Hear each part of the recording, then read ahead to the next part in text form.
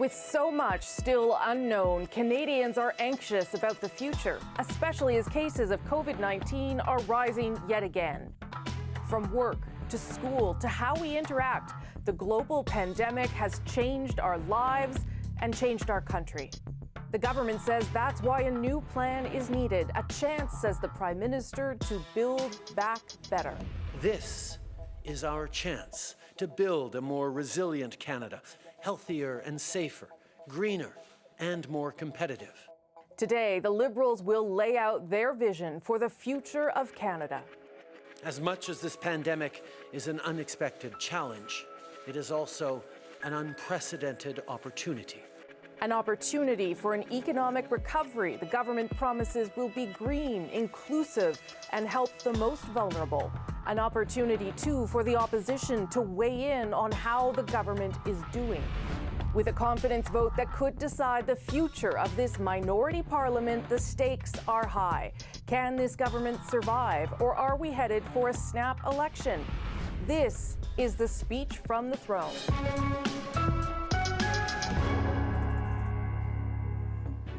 Hello there. You are looking outside of the Senate building on a beautiful September day here in the nation's capital.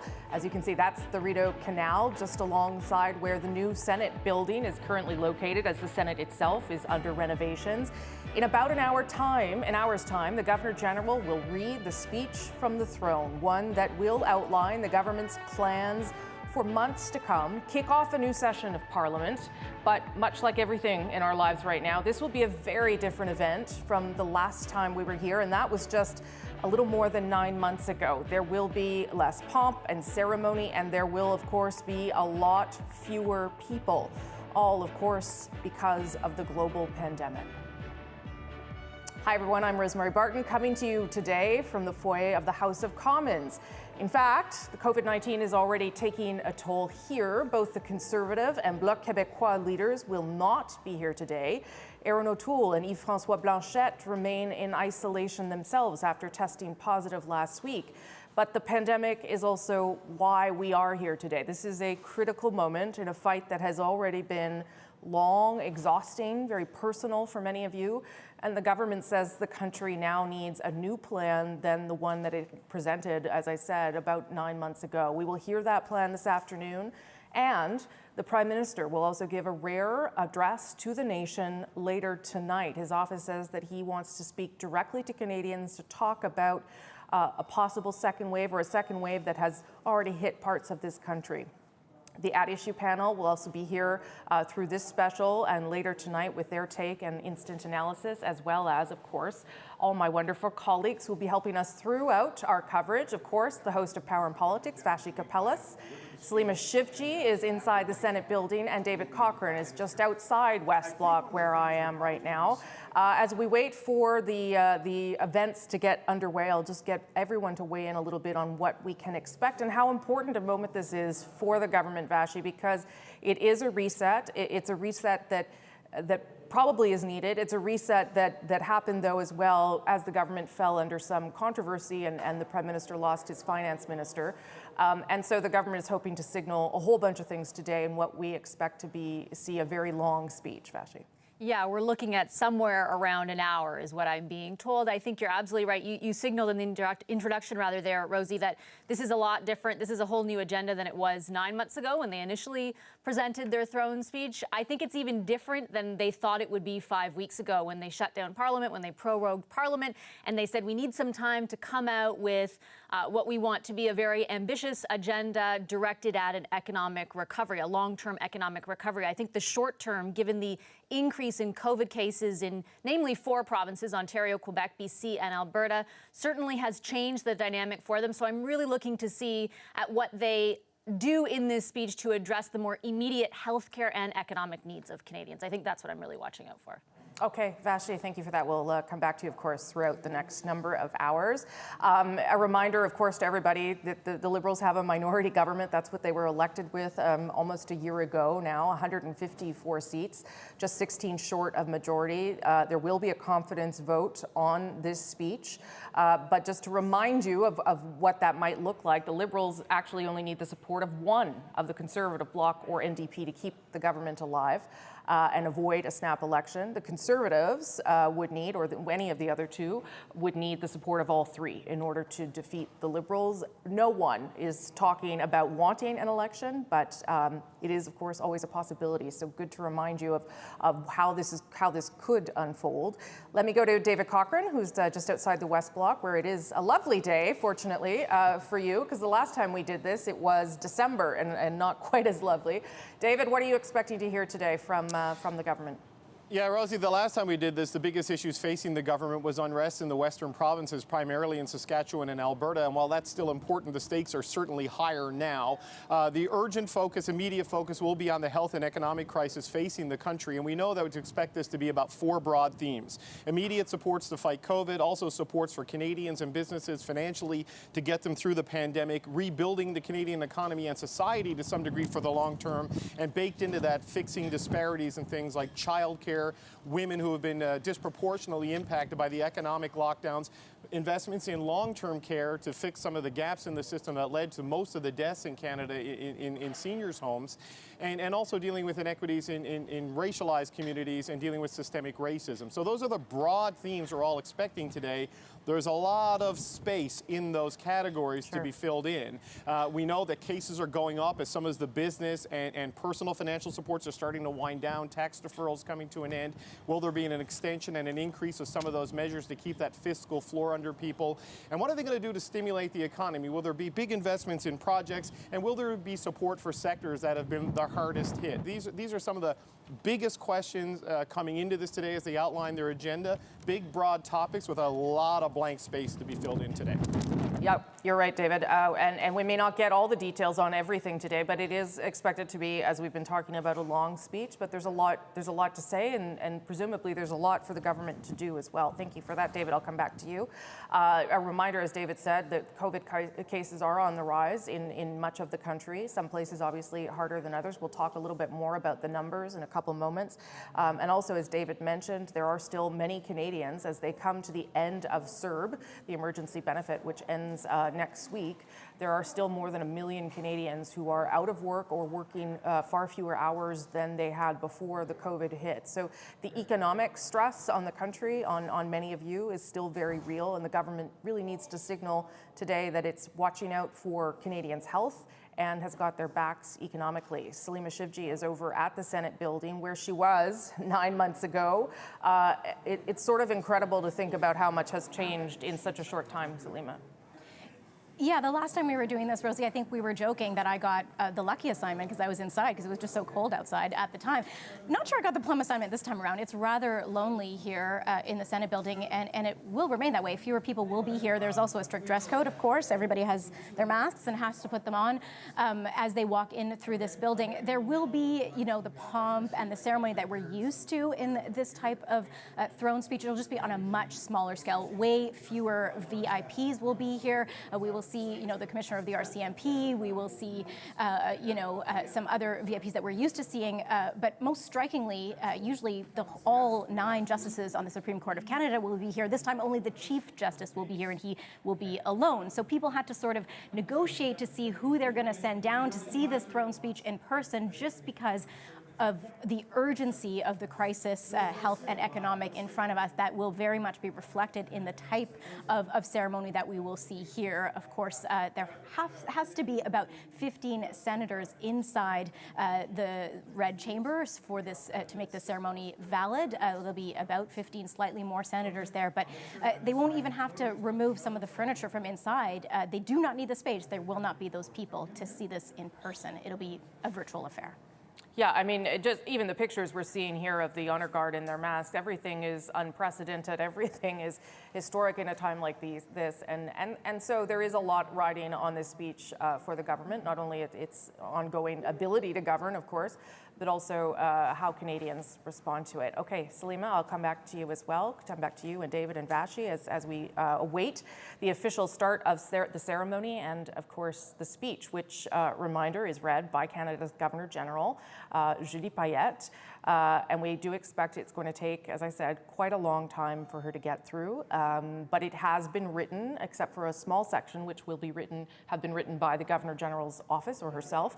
The speech is coming from the Prime Minister and from the Prime Minister's office. And that's who has crafted what they see as the important issues that Canada is facing right now. The fact that the Prime Minister is also speaking later today for a national address, highly unusual, but an attempt to speak directly to Canadians about the ongoing pandemic and probably reiterate some of these messages we're hearing today. Because, of course, things are not going as well as the government and certainly public health officers would like. Canada's top doctor laid out the reality for Canadians yesterday, a really frightening acceleration of a disease that has already shut down the economy once. Over the past 7 days, an average of 1,058 cases were reported daily, compared to 380 cases reported daily at the time of our last update in mid-August. Projections show that if the epidemic continues on its current course, cases could spike to more than 5,000 every day in October. But if contacts and gatherings are reduced, Canadians could once again flatten the curve, which is obviously the direction everyone wants to see this get to. As we need to get this under control and quickly, a majority of people that are getting infected right now, federal modeling showed yesterday, are people under 40. But that's still raising concerns about what could happen if the virus spreads to some of our oldest Canadian seniors yet again, because they, of course, were the hardest hit in the first wave of this. My dad was diagnosed and he wasn't moved. He died in his room. I knew as soon as I saw him, Dad's not okay. He's really, really not okay. Of the country's more than 9,000 deaths, 80% were linked to long-term care, a harsh reality that has prompted calls for change to protect our most vulnerable Canadians. It's a completely broken and gutted system. Sometimes it takes a disaster for society to realize that there's flaws in the system and it needs to be changed. So change is what a lot of Canadians are asking for, and we are expecting it will come up in the speech in some way, including Jacqueline Mitchell. Her 94-year-old mother, Lena, lives at the Eatonville Care Centre in Toronto, which got some help from the Canadian military this spring to help manage the outbreak there. And I remember speaking to Jacqueline back in the spring, and she joins me again now from Kitchener, Ontario. Nice to see you again, Jacqueline. Thank you. Nice to see you again, too. So tell me how your mom is. She never got COVID, thankfully, but she is still in the home. How's she doing? My mom is, well, she is chugging along, I guess. My mother, you know, back in June, even though my mother was never diagnosed with COVID, she has felt the impact of the COVID pandemic and how it impacted the home. Because at some point in June, we got a call, essentially indicating to us that she had declined sufficiently that they would allow us to come in and visit her. So we prepared ourselves for that. As it turns out, my mother was starving. My mother had lost a lot of weight and she was declining rapidly. So, you know, we struggled through that and now she has regained some weight, but she's just there. Like, it's heartbreaking. It's heartbreaking because we can't visit her as frequently or as freely as we like. When we see her, we are in a mask. She's 6 feet away. She doesn't recognize us. It's just heartbreaking. And it is unfortunately a story that has become all too common throughout the country through the pandemic, Jacqueline. What would you hope the government has heard from this, knowing that it's a provincial jurisdiction, certainly, but what would you hope the federal government would indicate today around this issue in terms of what you're saying? You know, when I went back and I reviewed some of the statements made in the last throne speech, and there were 3 things there that resonated with me from last December. It was the direction we want to head in as a country, the acknowledgement that we are a multicultural country, and that the government wanted to give quality of care, quality of life to all Canadians, and they wanted to focus on mental health. And I think in our pandemic response, we have not focused on the mental health of the residents of long-term care home. We have not focused on quality of care inside of a pandemic. We have not looked at the needs of this. We've looked at the needs of children. We want to get them back in school because of their mental health. We've told our population what to do. You know, if you feel depressed, reach out to someone. If you can't cope, talk to someone. My mother can talk to no one. They have not put in place the social services in the homes to make sure that people are still human beings, that they still have dignity, that they still can. You know, my mother is starving not just for food, but for love and for touch and for company and for human contact. Yeah. She's just, that's why I said she's chugging along. She's just there laying in a bed, waiting for the next meal or the next bath. That is no quality. And that's what I would like to see the government focus on. How to bring in the experts on this mental health issue into the homes and nurture people who just need that to continue to remain human beings in these last. Jacqueline, thank you so much for weighing in, and I do hope you'll hear some of that today, and that the governments respond to you and so many families that have been experiencing this over the past number of months. Give my best to your mother and my best to your family. Thank you. Oh, thank you. Bye-bye. Thanks, Jacqueline. Bye-bye. We are expecting some VIPs to arrive shortly, but as Salima mentioned earlier, there's going to be way fewer. They'll arrive in about 15 minutes or so as the government gets set to lay out its priorities. And we do expect, the Prime Minister has certainly signaled that some of Canada's most vulnerable will be mentioned and directly affected by what they are going to say today in that throne speech. But first, look at who we have standing by. It is At Issue with Chantal, Andrew, and Althea. They'll give us their take on what they're watching for. But first, we'll take a quick break. Back in a moment.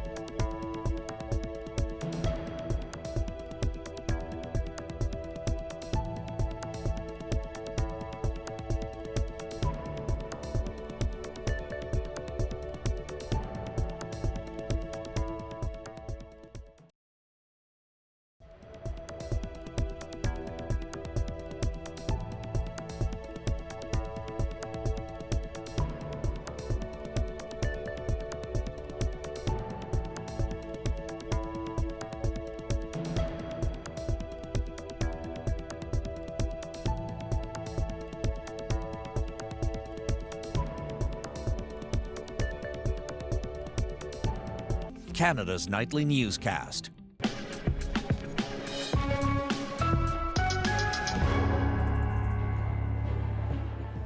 Welcome back to CBC's special coverage of the speech from the throne that is inside the Senate chamber. It'll be the 150th speech since Confederation, in fact.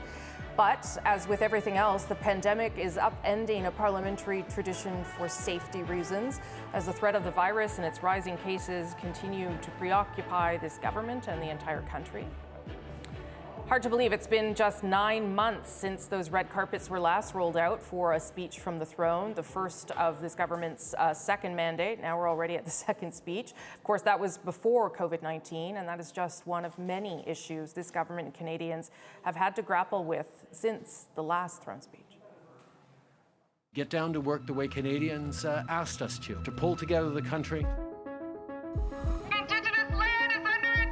I never ever thought that we, as Wet'suwet'en people, would ever be faced with such a crisis. Why do we have to fight to go on our own territory? Do you understand that if you do not leave, you will be arrested? Now, with Canada shut down, the pressure's on. Black Lives Matter! Black Lives Matter! We think that because we're Canadian and we're nice, it doesn't happen here, but it actually does. Don't shoot! Don't shoot! Do you believe that there is systemic racism inside police organizations? I've honestly heard about 15 or 20 definitions of systemic racism. I got to tell her that I loved her, and she opened her eyes, so that was kind of my comfort. He suffered alone. She was a loving mom. She was a very caring mom. Why don't they bring the army or do something? I'm leaning towards putting my children back in school, but I have concerns. I hope that the class sizes can be smaller. So his teachers told us that he was able to keep his mask on for majority of the day. Our bank account has been completely drained. If we don't have this office tower full and people coming down for lunch, then, you know, that's everything for us. Sorry. Thank you, we did! This was not about the government helping We Charity. We Charity sought to help the government. We still have the same corrupt and incompetent Prime Minister, the same corrupt and chaotic government. Yes, in hindsight, I should have recused myself. I regret that I did not recuse myself. I regret that students have not been able to get the support. A lot of students are looking for jobs, but they can't find any. Even if I make it through financially in the next couple of months, like what happens after that? It's just a snapshot of the last 9 months since the last throne speech, and a lot of those issues will be tackled in today's speech. We're expecting that. So let's bring in the at-issue panel. Chantal Hébert, Andrew Coyne, and Althea Raj. All join me now. They'll join me later, and then later again, because it's a long day ahead. So what are you going to be keeping your eyes and ears open for in this throne speech in terms of how important it is for the government to do what the Prime Minister seems to want to do, and that is to reset and refocus here? Chantal, I'll start with you. Reset, for sure. I can name you 3 areas that did not make it in any big way 9 months ago in the last throne speech that have now resurfaced and are expected to take up more space and more money.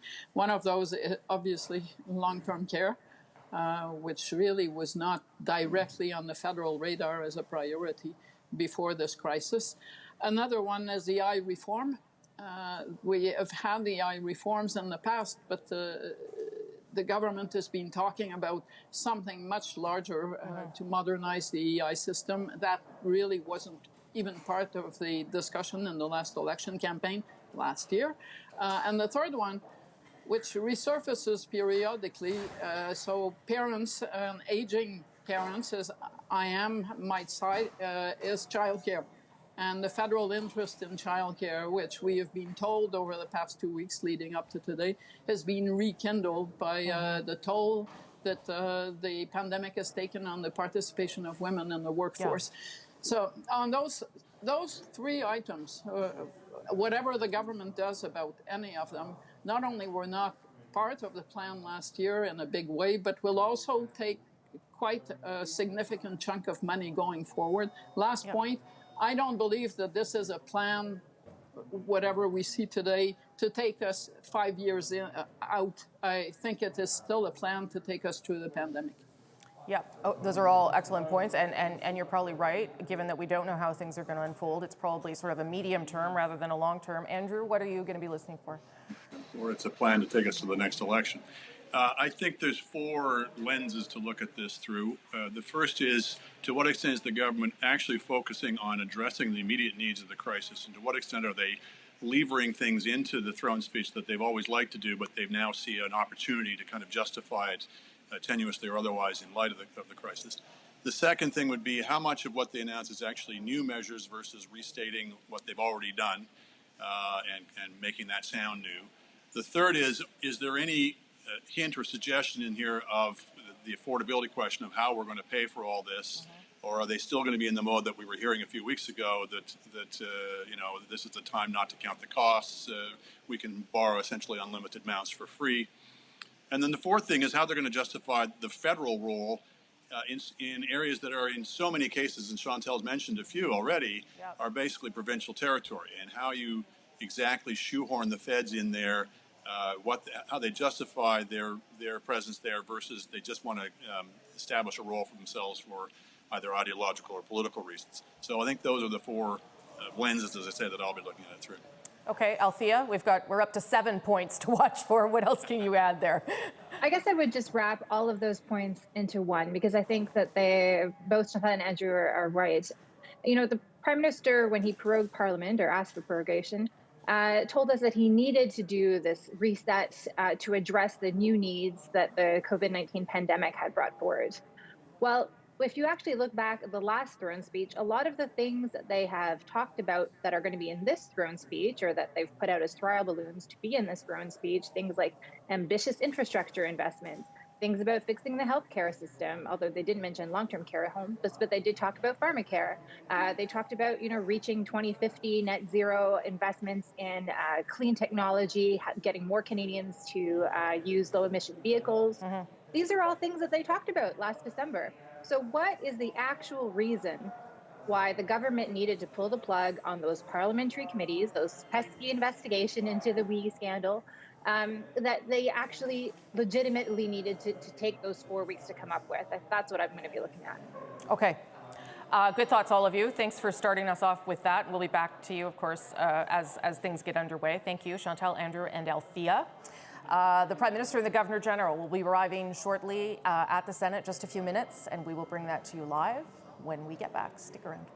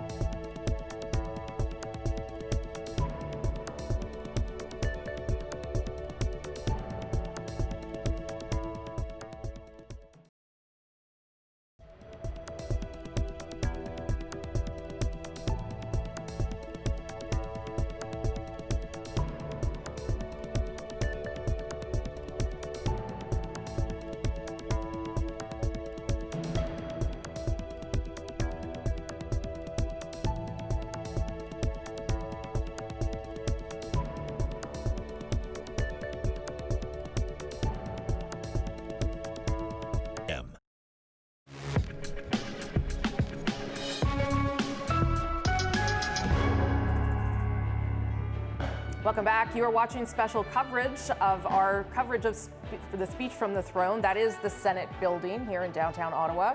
And you might have noticed that the flag atop of the Senate and the Peace Tower here at the House of Commons are at half-mast. And that is, of course, because of the death of former Prime Minister John Turner over the weekend. I'm Rosemary Barton. You're watching our coverage here on CBC Television, CBC News Network, and CBC Online. We're just a couple of minutes away from the Prime Minister and the Governor General arriving at the Senate building, the Senate of Canada building. The Governor General, of course, will deliver the government's speech from the throne, as is tradition, and open up a full new session of Parliament after the Prime Minister decided to prorogue just 5 weeks ago. So that is where we are expecting events to get underway. The House of Commons, the doors just closed, but that is where a handful of MPs are right now because, of course, because of the pandemic, a limited number of people will be both in that chamber and in the Senate chamber for the speech, everything in very different circumstances than they've ever been before. Let me bring back my colleague, the host of Power and Politics, Vashi Kapellas. All right, Vashi, so, obviously things are going to look different. They're going to sound different. And we are expecting, I think, that the government a little bit what Althea was saying there, things have changed dramatically. So how does that change their agenda and their mandate? And what, I guess, might be left from what was there 9 months ago? Pharmacare would be something that would come to mind. Is that still a priority for the government? Would they still have the fiscal capacity to do that? Those are the kinds of things I'm wondering about right now.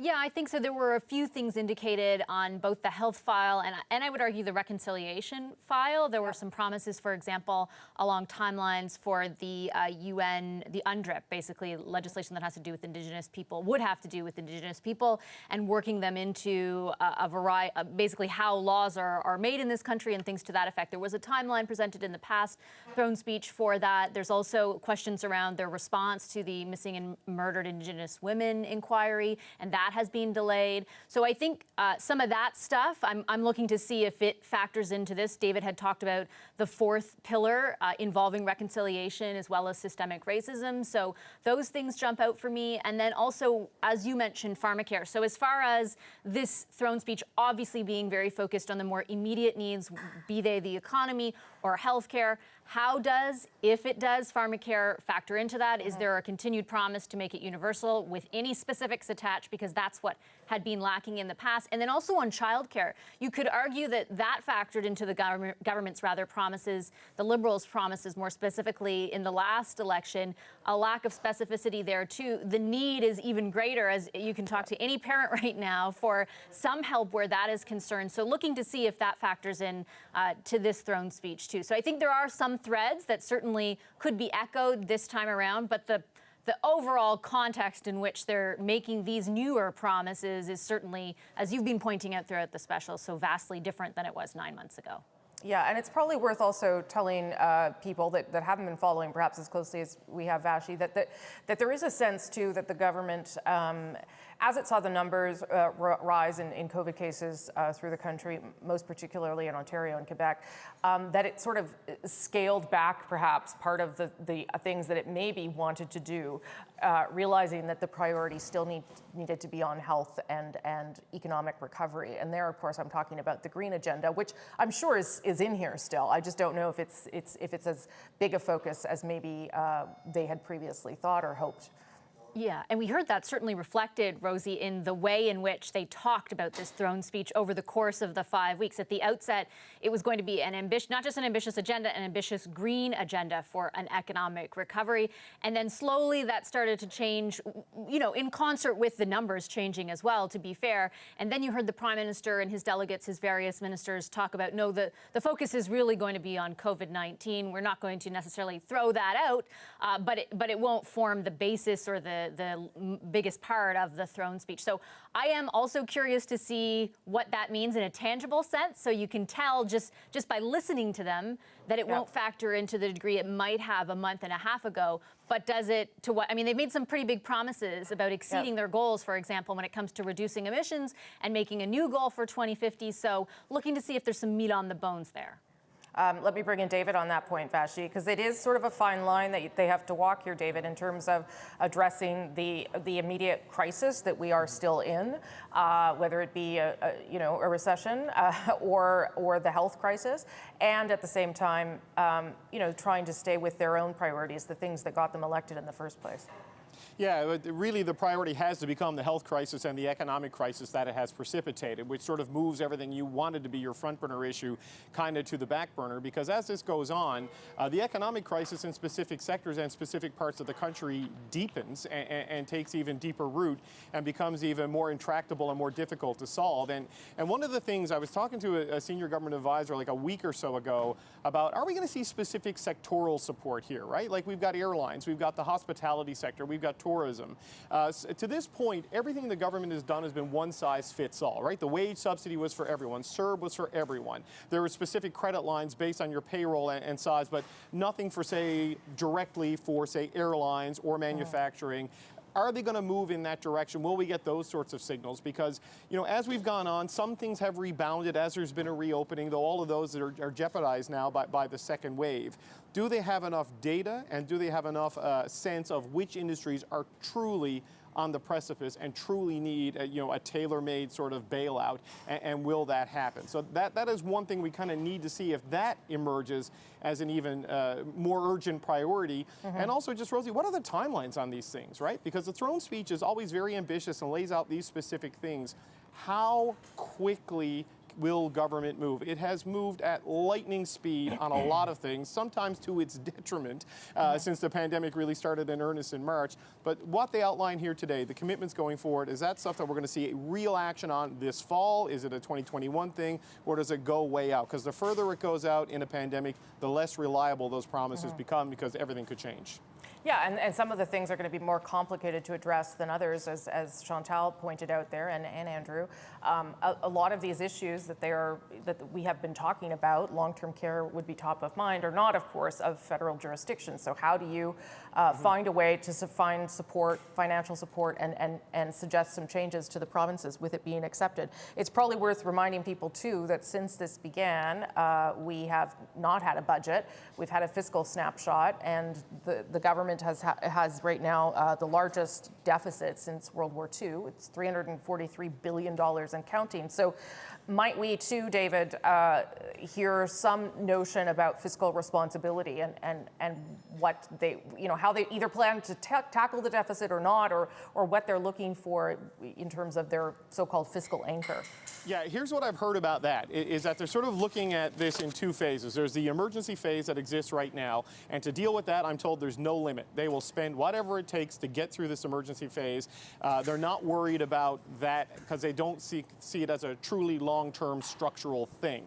They believe it's affordable while conceding it is not sustainable. The building back better stuff and the addressing the inequity things, the longer-term things, that's when you return more to a normal fiscal path and looking at how one-time costs, you avoid making them structural, continuing costs that you then have to deal with every single year. So that's sort of the thing. The emergency phase that we're still in right now, and you can see that with the case numbers, again here today in Ontario and across the country in the 4 biggest provinces, it's a real problem. They'll spend whatever it takes to get through that. The longer-term agenda, that's where you start moving back to a normal fiscal track. Now, whether they go back to debt to GDP or a promise to balance the budget by a certain amount or a cap on deficit, I think it's kind of too early to say that, and we're not going to get that level of detail in the throne speech. Look for some sort of a fiscal update this fall from Chrystia Freeland, either in November or maybe early December. Whether that's a budget or another snapshot, we don't know yet.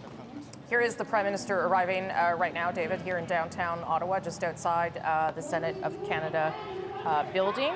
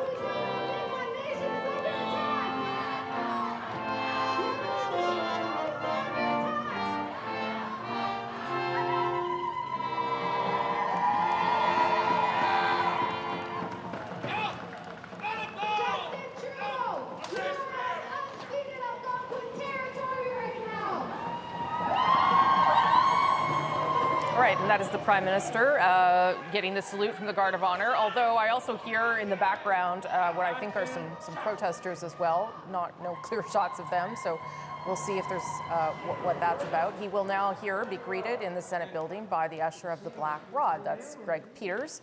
Of course, no handshakes because we just don't do that anymore, and he will be taken aside into the antechamber there as we await the arrival of the Governor-General, Julie Payette, who, of course, is the one reading the speech today, because it's still the day. All right, let me go now. You know what I would like to do if we can? I'd like to show those that graphic again of the COVID cases, just to remind people again of that stark warning from the Chief Public Health Officer, Dr. Theresa Tam, yesterday. Of course, the federal government has been updating federal modeling on a fairly regular basis to give us a sense of where we are in terms of flattening the curve. And it looked like we were, in fairly good track. We had gotten a handle on the first wave, and we had flattened that curve. And as expected, we knew that numbers would rise again as we loosened restrictions on the economy. And that's where we are now. All right, here's a little bit of Dr. Tam. Over the past 7 days, an average of 1,058 cases were reported daily, compared to 380 cases reported daily at the time of our last update in mid-August. All right, that's Dr. Tam from yesterday. This is the chart that I wanted to show you, the slide that Dr. Tam presented yesterday. And this is what will happen by the month of October if things don't start tightening again, in our most populous provinces, but of course it could happen everywhere. But if we can start to restrict our interactions, we can flatten that curve again. So it was a fairly dire warning from Dr. Tam yesterday in an effort to try and get Canadians back on track. Let me go to Salima, but try and keep up the pictures, I think, if we can, of the Senate building, because I believe the Governor-General is arriving in just moments, and Salima is inside that building as we wait for the Governor-General, Julie Payette. And I may cut you off here, Salima. Actually, I'm gonna come to you after, I think, because she's gonna come and do the inspection of the Guard of Honor as well, and there will be a 21-gun salute. So I'll come to Salima after that part is done, because you don't want to miss that part of the ceremony. This is Julie Payette's second time reading a throne speech for the government. And of course, Madame Payette is under a fair amount of scrutiny right now, as there are investigations into how she is managing her workplace at Rideau Hall.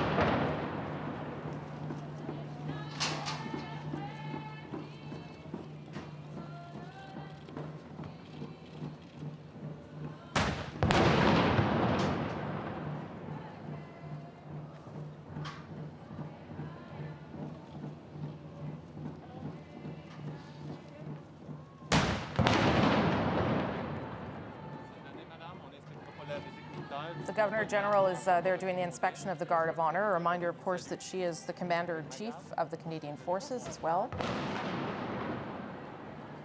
Those are part of her duties as Governor-General.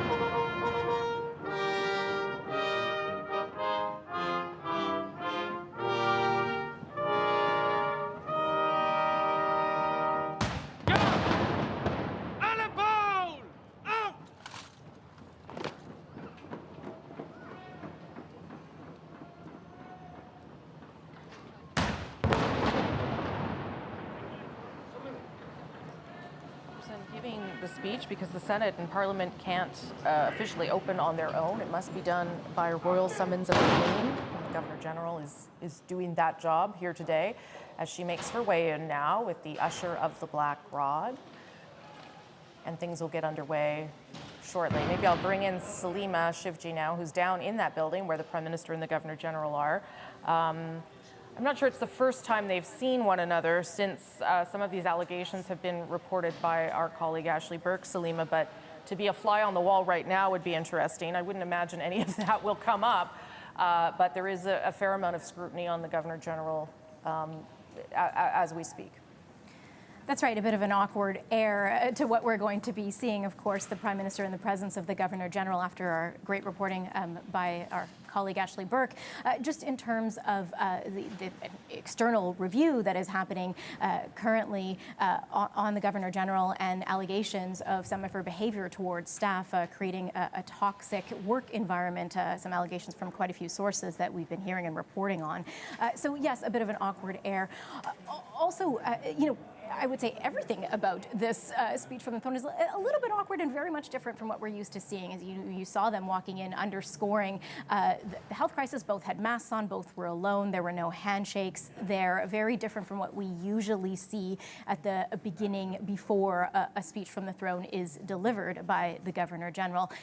Same within this building. It is very quiet, eerily quiet here, and the procession will be coming shortly, and I actually am not allowed to talk during that, so I'm going to have to stop speaking, but you will see that the procession will look very different. They will be distanced and they will be wearing masks. And what people are seeing right now is inside the chamber, Salima, where again senators are wearing masks. They're talking right now with Chief Justice Richard Wagner, who is there on his own. And usually that chamber is packed. All the Supreme Court justices would be there, as well as lots of special guests, as well as the Prime Minister's wife, who was not in attendance with him. This time, really important for the numbers to be quite restricted. That is actually a very small space, too. I was just there on Friday, and there's not a lot of room in there anyway, so they do need to keep those numbers down, and that's why we'll see way fewer people there, and with the procession too, which will look very different, as Salima pointed out. I should thanks Salima, I'll come back to you. I should tell you that the last time, of course, that the Governor General and the Prime Minister would have spoken would have been for the cabinet shuffle, the mini shuffle, when Bill Morneau left as Finance Minister. Chrystia Freeland took on that job, and Dominique LeBlanc took on some additional responsibilities as well. And then, of course, in order to prorogue Parliament, that is a request that goes through the Governor General. So there has been, of course, some contact between the two, formal contact, but probably not a lot of chit-chat at this point. Let me bring back my colleagues, Vashi Kapelas, the host of Power and Politics, and David Cochran, who's just outside West Block. And of course, we're setting up for this throne speech and for an important moment for the government and a long throne speech that the Governor General will read. But it is worth reminding people that we will later hear directly from the Prime Minister as well, who asked for the ability to address Canadians directly on the airwaves, on television and radio airwaves, and broadcasters have to, enter into sort of negotiations around how that will be done. So time was made for the Prime Minister, and some time offered as well to opposition leaders, which we are sorting out because, again, 2 of them have COVID and are self-isolating. So, I mean, there's all the unusual parts of this, but that's also unusual that the Prime Minister feels the need to speak directly to Canadians. I'll maybe get you both to weigh in on that, Vashi. Yeah, it is unusual. I mean, there are obviously past instances where the Prime Minister has done an address to Canadians. I think of, 2014 after the shooting here on Parliament Hill, when then Prime Minister Stephen Harper did just that. We also heard from opposition leaders. But to do it following a throne speech is, I think, extra special, unique. We tried to find out from the Library of Parliament whether ever in the history of Canada had it happened before. They couldn't conclusively say, but I certainly have never seen it in my time covering Parliament Hill, nor I think a few years before that. I think what makes it unique, what makes it interesting, and probably of heightened significance is that we do know that the government is laying out for an hour, as you point out, Rosie, its agenda through the throne speech. The Prime Minister obviously wants to attach himself to the message that's being delivered. I was trying to find out, talk to as many people as I could about what this was really about. Why, does it have something to do with what you and Salima were talking about with the Governor General? They really tried to insist that that was not the case, that instead they just wanted to make sure that kind of at this juncture of the COVID-19 sort of curb in this country, that that the Prime Minister is the one delivering sort of a warning, a message, reinforcing what we're hearing from public health officials. But I think it does raise, a host of sort of politically, I guess, minded questions about the opportunity that he has in addition to the throne speech, and then how the opposition will in turn respond to that, and how they feel, especially as you said, with two of the leaders kind of holed up in self-isolation because they can't be there to respond in person because they themselves have COVID-19. So I think there's, I can definitely understand the argument being put forth around the cases in this country right now and the need to address that in the context of the throne speech. But I also get the argument that this really doesn't usually happen. And so, could be to a certain degree, and I don't know what that is, but politically motivated to some degree. The opposition might. Oh, yeah,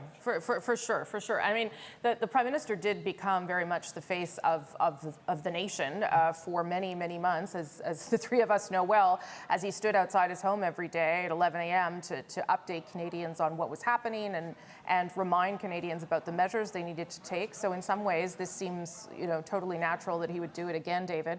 But in other ways, the Governor General can't make political statements in her speech. And, the times where I have seen an address to the nation, 2 times in my medium-long career, they have been, as Vashi mentioned, after the shooting, but the other one was during the attempt at a coalition in 2008. And the then Prime Minister Stephen Harper wanted to address Canadians, and that was, of course, highly political. So it'll be interesting to see how much of any of those things we get from Justin Trudeau later tonight. Yeah, I think there's going to be a little bit of Rideau Cottage going prime time, right? With the country hitting a second wave, we're getting a second speech. And while Julie Payette is going to lay out all of the things that the government says it is going to do for Canadians, I think what we're going to hear from the Prime Minister is a call for what Canadians need to do for each other to deal with this resurgence of COVID. That is not a message the Governor General is really equipped or positioned to deliver in something like a speech from the throne.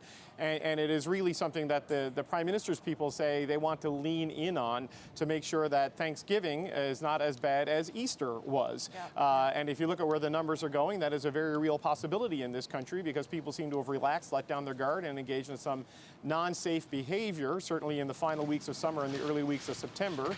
And right now, as kids go back to school and people's incomes are still unsecure, there's a tremendous amount of anxiety. And things like the We charity controversy and the Prime Minister stopping his daily addresses sort of took those persistent public health messages and urgent warnings from the head of the government off the agenda. They went away for a while and things got a little bit slack. So the charitable interpretation of what he's doing tonight is that the Prime Minister wants to lean in on the public health message.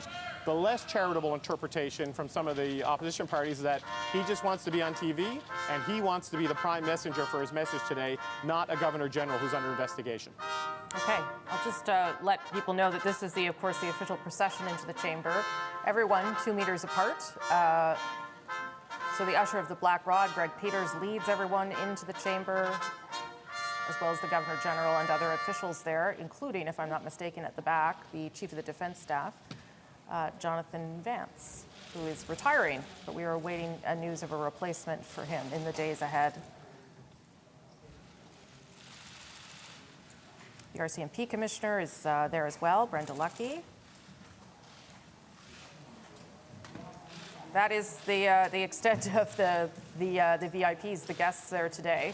As we said, normally there would be no space between anybody in this chamber for this event, but we are living in different times, and so even this looks very different. This speech, again, expected to last about an hour or so, depending on how quickly the Governor General, Julie Payette, reads the speech.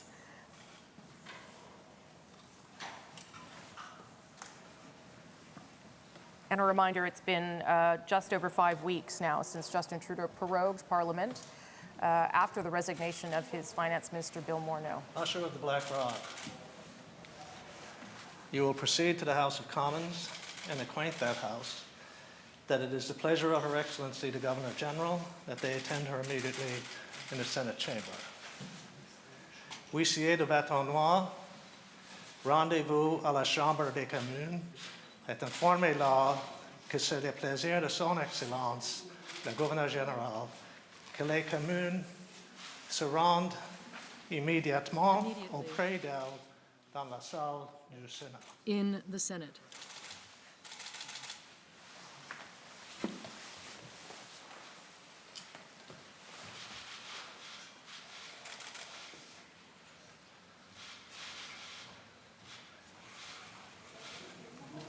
So that was the Speaker of the Senate, George Fury, formally requesting the Usher of the Black Rod to make his way to where I am, the chamber here, the House of Commons, and just over my shoulder, the Usher will tap on that Commons door and invite the House to come down to the Senate and hear the throne speech. Again, everything's so different, in part because of the move of the Senate physically is in a different place, although this is the second time now we've done it in this building, but also so different because there are very few MPs who will actually attend the throne speech in the Senate chamber. They've designated a number of them to go down, but obviously everyone wants to set the best example in terms of physical distancing and public health, and so even this will look quite different. And so Greg Peters will make his way down Wellington over to where I am, which is the West Block of Parliament, where the House of Commons is currently located, and he will make the request for the House to attend to the Senate and hear the speech from the throne.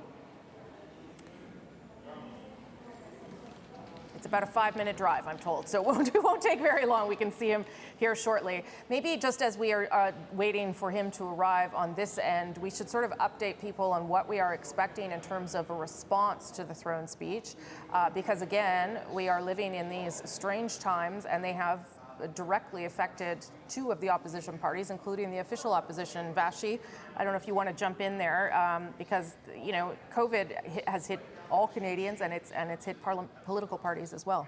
Yeah, it really has. We were kind of reviewing that earlier, how both the leader of the Conservative Party as well as the leader of the Bloc Québécois, and I should say they've tested positive, but a number of other staffers, for example, for both parties, as well as actually MPs for the Bloc, have been self-isolating as well. So that just adds the dynamic that you were describing. I mean, looking inside here at the Senate, it is just such a starkly different picture than we would have been used to seeing on an occasion like this, or any really ceremonial occasion on Parliament Hill. And so it is very strikingly different. I think it also will impact the way in which the opposition plans to, or is able to, respond to not only the throne speech, but the address from the Prime Minister later today. You mentioned how they've been invited to respond to it. My understanding is, for example, that Erin O'Toole, the leader of the Conservative Party, will not be the one making those responses. We're not sure who it will be for the address. My belief is it'll be Candice Bergen for the throne speech, but they didn't want to do it virtually, for example. So it has just, even from a logistics point of view, really impacted what we're looking at right now, but also the way in which the opposition is able to actually respond to what's coming out today and the substance of it. Yeah. Okay, Vashi, thank you for that. As the usher, as you can see in that little black van, makes his way here, we did want to touch on one of the themes we do expect to hear in the throne speech, and that is a demographic that has been hit especially hard throughout the pandemic, and it's one that the finance minister has spoken of. And we've heard, of course, it's coined now as the quote-unquote she session. The federal government has promised more support for women. You know, it's 2020. We feel like we finally started making progress and we find ourselves in a pandemic. At least 1.5 million women lost their jobs in the first 2 months of the pandemic, pushing their participation in the workforce to its lowest level in 3 decades. That's in part because of the jobs women tend to take on. It is food and accommodation services, it is tourism, it is retail trade. Those are the jobs hardest hit, and 6 months into a global pandemic, the uncertainty around work and childcare remains. On that note, let me bring in Rena Parek. She's one of many Canadian women facing some of those challenges directly. You saw her in that little clip. She's a mom of 2 young children and a fitness coach, and she joins me from Toronto. So how are you doing, Rena? How has all of this affected you and your business? Hi, well, thanks for having me back again. Well, I can't believe we're 6 months down the road. And, you know, in my previous interview, I had mentioned that being a primary caregiver to 2 kids, when the gym shut down, I was out of work automatically. And that put me in a position of being the primary caretaker. As a businesswoman and an entrepreneur, I pivoted my business because I still needed to continue to serve my clients. So over the last 6 months, I've been working and raising 2 kids at the same time, trying to rebuild my business on an online platform. Wow. And that is like, it's the story of so many moms and dads, but moms have been more directly affected because of this. And I wonder, did you ever have a moment where you just thought, oh my gosh, I just can't do this. I can't be raising 2 kids and trying to do my job at the same time? Absolutely. You know, there's been days when I had thought maybe I should just stop. Why bother right now? And then I realized that the impact that I'm making, my role as a fitness coach is not just providing exercises, it's supporting other moms. My predominant niche is working with moms. And so they're the ones who need the support. And I'm so glad that I was able to do that for them during this time. But 100%, it's a really challenging position to be in. And when my partner, he is out of the house 6 days a week, or was rather up until recently. And so it's quite challenging to take on 2 really big roles. What would you want to hear from Ottawa today, from the government, about support, particularly for parents or in particularly for women? Particularly for women, I want to hear what are we going to do to bring women back into the workforce? The stats that you shared about the women's unemployment rate being, you know, the lowest it's been in, or highest it's been in decades, plus with the industries being hardest hit are predominantly women. How are we going to help these people along? Should we have a second wave and another lockdown? I'd like to hear more about policy change and what we're going to do to support not just working moms, but working parents who are forced to work from the confines of their home, be on Zoom for 8 hours a day with children who are also at home. And it becomes more challenging with younger children who are either doing homeschooling or virtual schooling. The balance is just not sustainable long term. We need a long-term plan. We need more funding, frankly, and we need accessible childcare. I'm just going to cut you off just briefly as we listen to the usher of the Black Rod here, who's arrived at the House of Commons.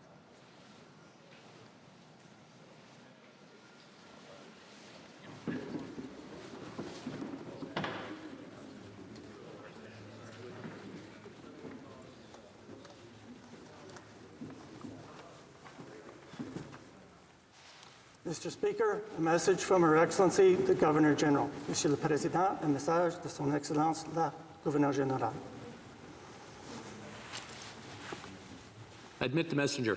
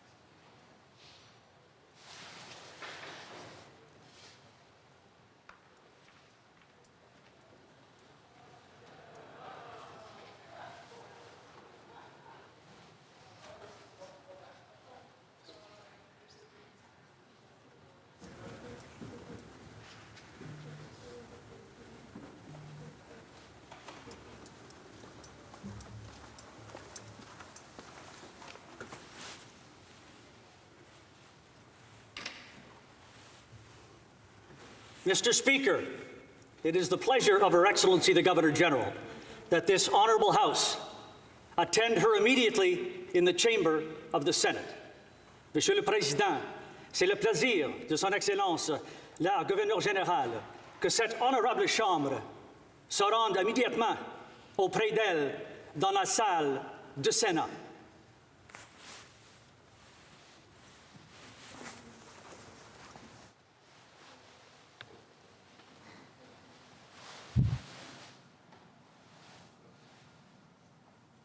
All right, that is the official request by the Usher of the Black Rod, who will now make his way back to the Senate, along with a handful of MPs who have been identified beforehand as the people that will attend.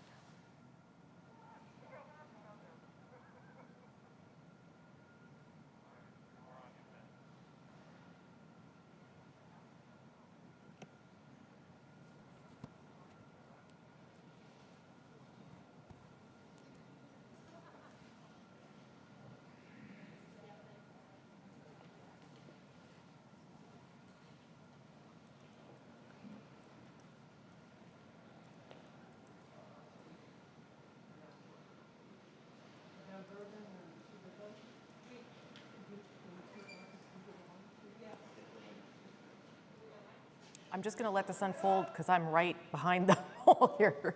So I'll just wait for everybody to come out.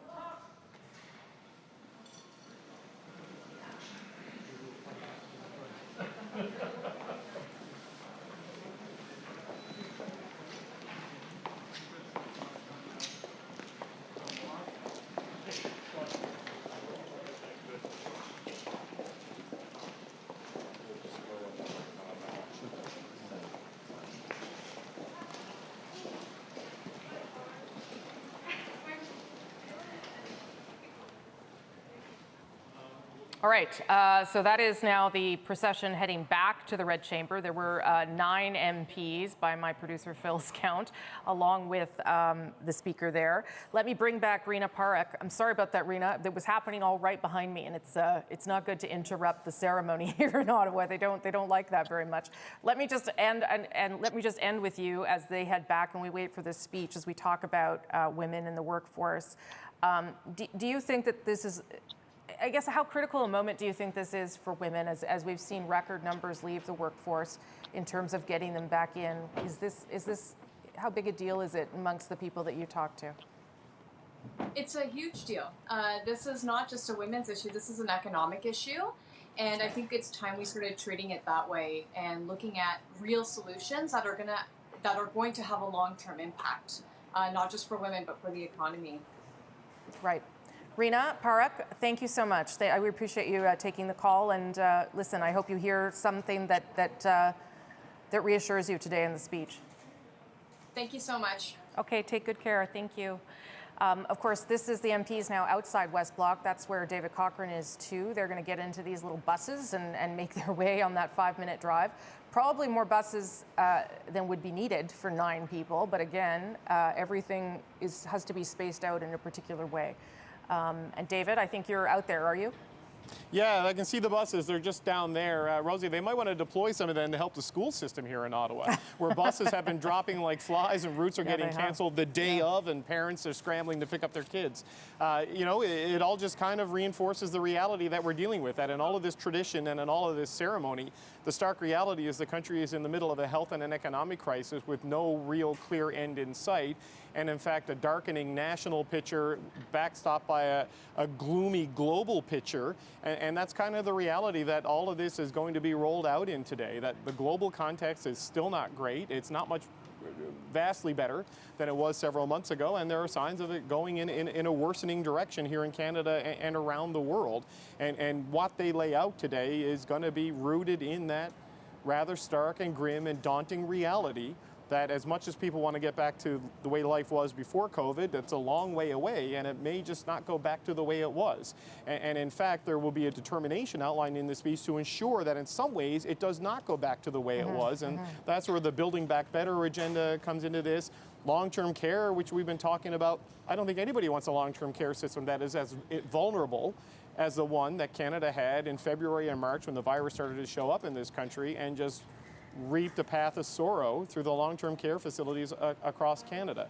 I mean, these are the systemic failures in the country that led to the vast majority of the deaths in this country.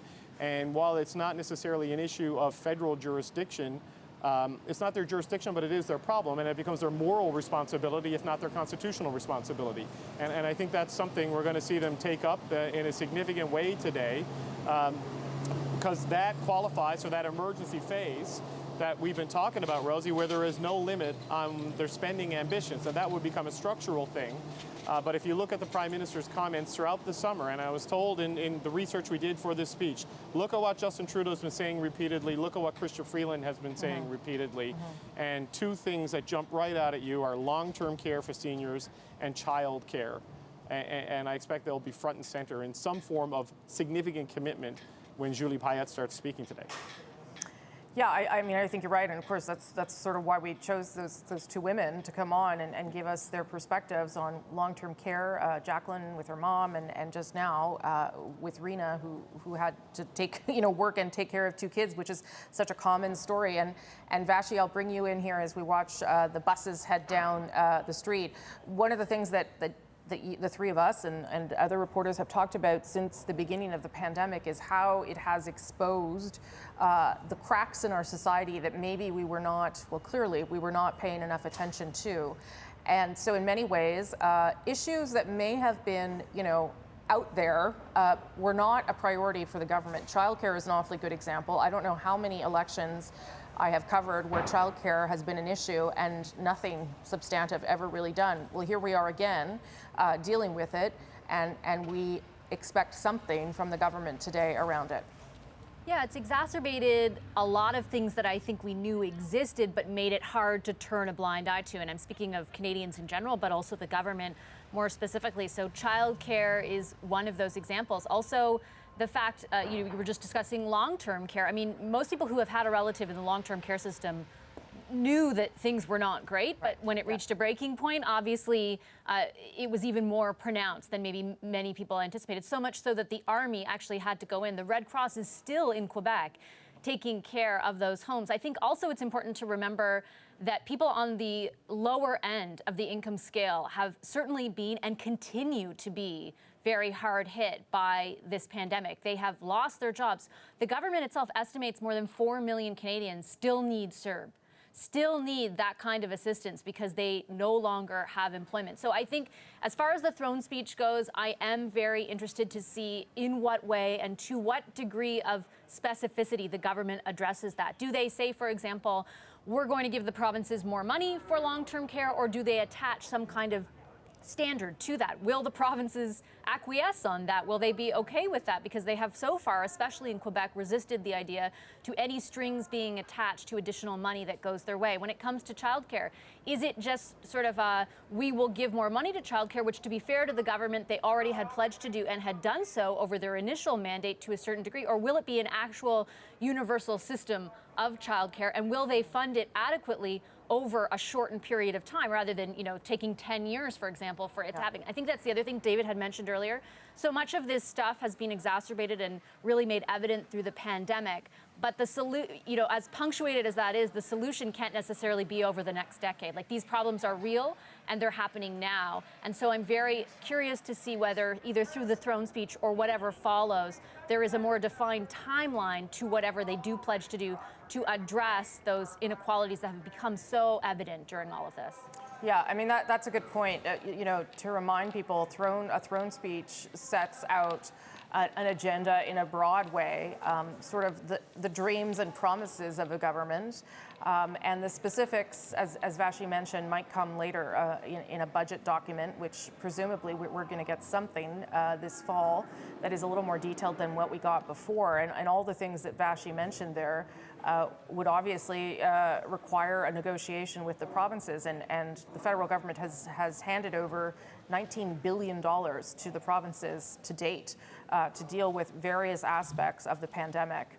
And the provinces just last week came asking for more money, even more money, for a long-term increase in healthcare spending to sort of put their cards on the table in terms of what they want over the long haul.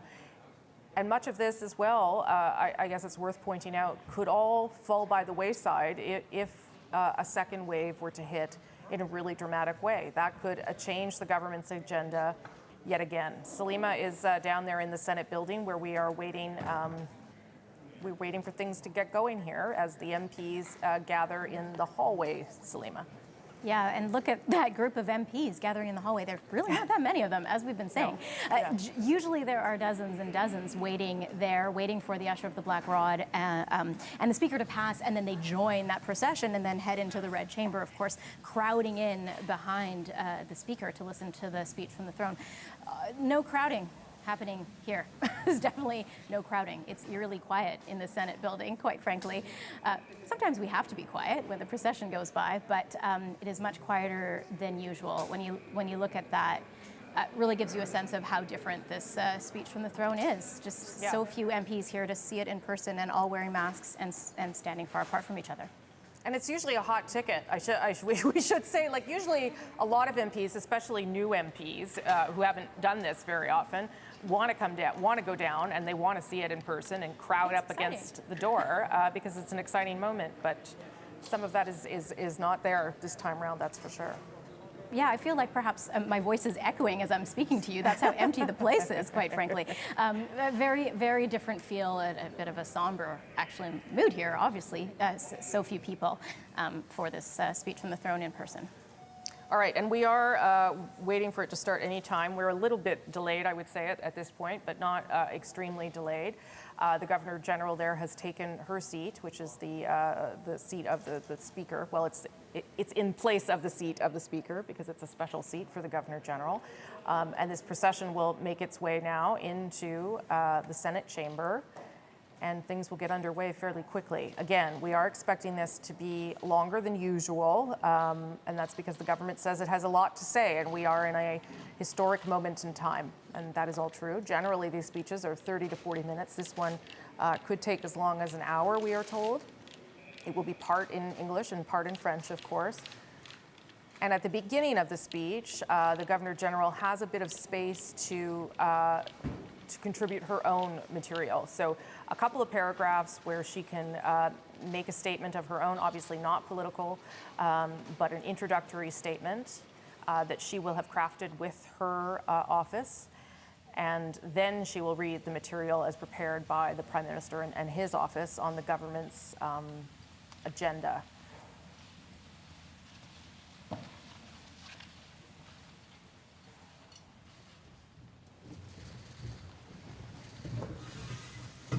Here's the usher of the Black Rod, who's made his way back now into the Senate chamber.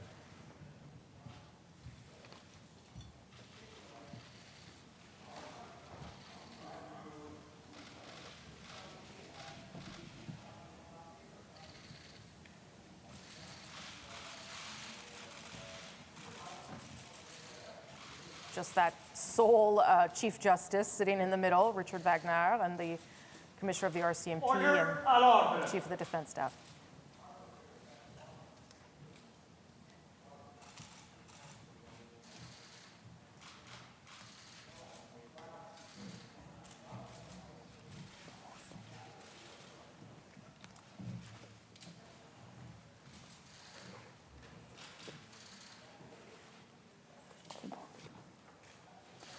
All right, Governor General, take off her mask to begin the speech, which we will listen to in its entirety, and then we'll bring you some analysis and comments from all of us. Let's listen in live now. Honourable Senators, members of the House of Commons, fellow Canadians, ladies and gentlemen, mesdames et messieurs. Chaque jour, des millions de gens sur la planète font face à des fléaux qui mettent l'âme humaine à l'épreuve. Millions face hardships that test the human spirit. Extreme weather, wildfires, poverty, conflicts, discrimination, and inequalities. Rarely, though, has all of humanity faced a single common insidious enemy, an invisible enemy that respects no borders, that thrives anywhere, and that can hit anyone. To overcome a pandemic requires the work and resolve of every order of government, of every community, and of every one of us. We don't decide when hardship comes, but here in Canada, we have decided how we wanted to address it. We have adapted in remarkable ways. Nous, les Canadiens, avons We fait notre part. Canadians did our part. Nous avons changé nos We habitudes, changed our habits, reporté nos projets. postponed our Nous plans, sommes passés au télétravail. switched Nous to avons dû teleworking, complètement or had réinventer to notre completely travail. reinvent our Tout work. cela en prenant All this soin les uns des while autres. caring for one another. Nous sommes immensément redevables We owe an à ceux immense qui debt ont of servi et gratitude qui to those who servent served encore en première and who ligne, still au serve on the personnel front de la lines, santé to et aux healthcare travailleurs personnel essentiels, and essential aux workers, femmes et aux hommes women qui and servent men en in uniforme, uniform, aux bénévoles et aux volunteers dirigeants and leaders partout au pays. everywhere in the country. There has been a lot of suffering, and we all mourn those who have passed. We trust science to lead the fight until a safe and effective vaccine becomes available. But until then, we must keep our guards up, using the tools that are available to us now, such as testing, treatments, and physical distancing measures. Like a reed in high winds, we may sway, but we will not break, because our roots are firmly in place, our goals clear, and because we have hope. The hope that lifts the soul on dark days and keeps us focused on the future. Les Canadiens ont déjà vécu des temps incertains. Canadians have lived through uncertain times before and have always prevailed because determination, concern for others, courage, and common sense define our nation. We must bring all those qualities to bear once again and continue to work for the common good and for a better, safer, and more just society. This is who we are and what will see us through to brighter days. For over 150 years, parliamentarians have worked together to chart Canada's path forward. Your predecessors met when Confederation was only a few months old, setting the course for a young country. They stood united through Canada's toughest days, leading the nation through wars and depression. And as they did, each parliamentarian was called to meet their times. Today, Canadians expect you to do the same. They expect you to work together on their behalf and meet this crucial moment. Less than a year ago, we gathered here for a throne speech to open the 43rd Parliament. Since then, our realities have changed, and so must our approach. Over 9,000 Canadians have died in 6 months. For our neighbors in the United States, this figure is over 200,000. Globally, it's nearly 1 million. But these are not just numbers. These are friends and family, neighbors and colleagues. The pandemic is the story of parents who have died alone, without loved ones to hold their hands. It is the story of kids who have gone months without seeing friends, of workers who have lost their jobs. Les 6 derniers mois ont dévoilé les lacunes The last fondamentales 6 de notre months have société. laid bare fundamental gaps in our society and in societies around the world. This pandemic has been hard for everyone. But for those who were already struggling, the burden has been even heavier. For parents, and especially mums, who are facing impossible choices between kids and career. For racialized Canadians and Indigenous peoples who are confronted by systemic barriers. For young people who are worried about what their future will hold. For seniors who are isolated, frightened, and most at risk. And for workers who, while earning the lowest wages in the most precarious sectors, have been on the front lines of the pandemic. We must address these challenges of today. But we must also not forget about the tests of the future. The world came into this pandemic facing the risks and consequences of climate change. A lesson that COVID-19 has taught us is that we need to match challenges with decisiveness and determination. On all of these fronts, health and the economy, equality and the environment, we must take bold action. The government will meet these challenges. The government's approach will have 4 foundations. The first foundation of this plan is to fight the pandemic and save lives. The second foundation of the government's plan is supporting people and businesses through this crisis as long as it lasts, whatever it takes. Effectively dealing with the health crisis is the best thing we can do for the economy. Government action has already helped Canadians stay safe and buffered the worst economic impacts. The third foundation is to build back better to create a stronger, more resilient Canada. To do this, we must keep strengthening the middle class and helping people working hard to join in and continue creating jobs and building long-term competitiveness with clean growth. We must also keep building safer communities for everyone. The fourth and final foundation of this plan is to stand up for who we are as Canadians. We cannot forget what has made us a country that is welcoming, a country that celebrates 2 official languages, that achieves progress on gender equality, walks the road of reconciliation, and fights discrimination of every kind. This is our generation's crossroads. Do we move Canada forward or let people be left behind? Do we come out of this stronger or paper over the cracks that the crisis has exposed? This is the time to remember who we are as Canadians. This is the opportunity to contain the global crisis and build back better together. The first foundation of the government's approach is protecting Canadians from COVID-19. This is priority number 1. It is the job of the federal government to look out for all Canadians, and especially for our most vulnerable. We need to work together because beating this virus is a Team Canada effort. Over the last 6 months, Canadians have stood united and strong. Their actions embody what has always been the purpose of the federal government, bringing Canadians together to achieve common goals. Personal protective equipment has been shipped across the country.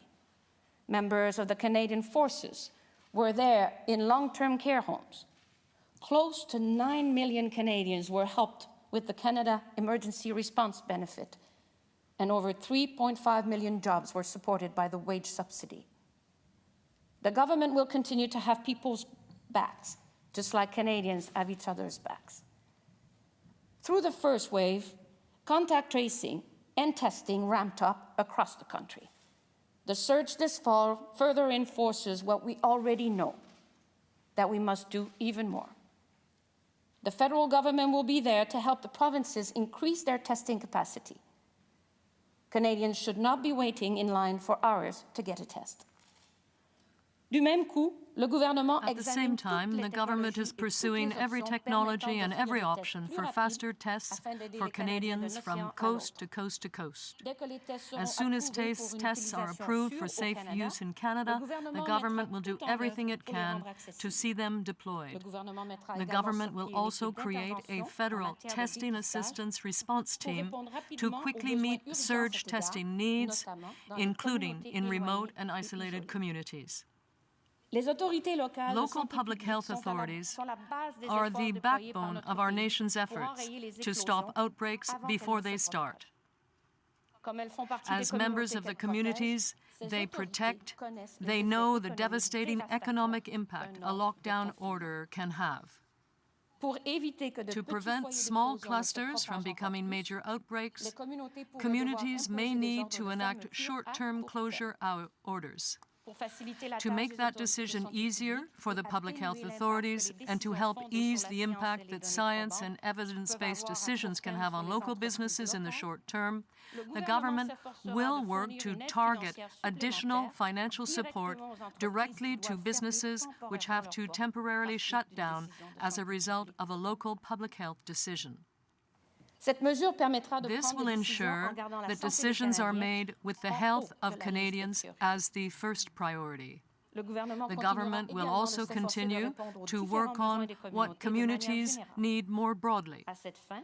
The government has already invested over $19 billion for a safe restart agreement with provinces and territories to support everything from the capacity of healthcare systems to securing personal protective equipment.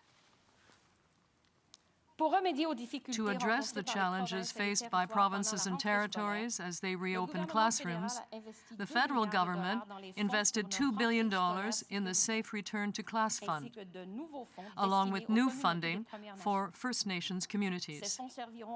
This is money to keep kids and staff safe in the classroom, whether that's by helping schools, by cleaning supplies, or upgrade ventilation. These commitments build on federal investment to support people who are most at risk and those who care for them, including with a federal wage top-up for personal support workers. People on the front lines who have been looking after seniors do vital work, and the government will continue to have their backs. At the same time, the government will continue to support Canadians as they take action to keep each other safe.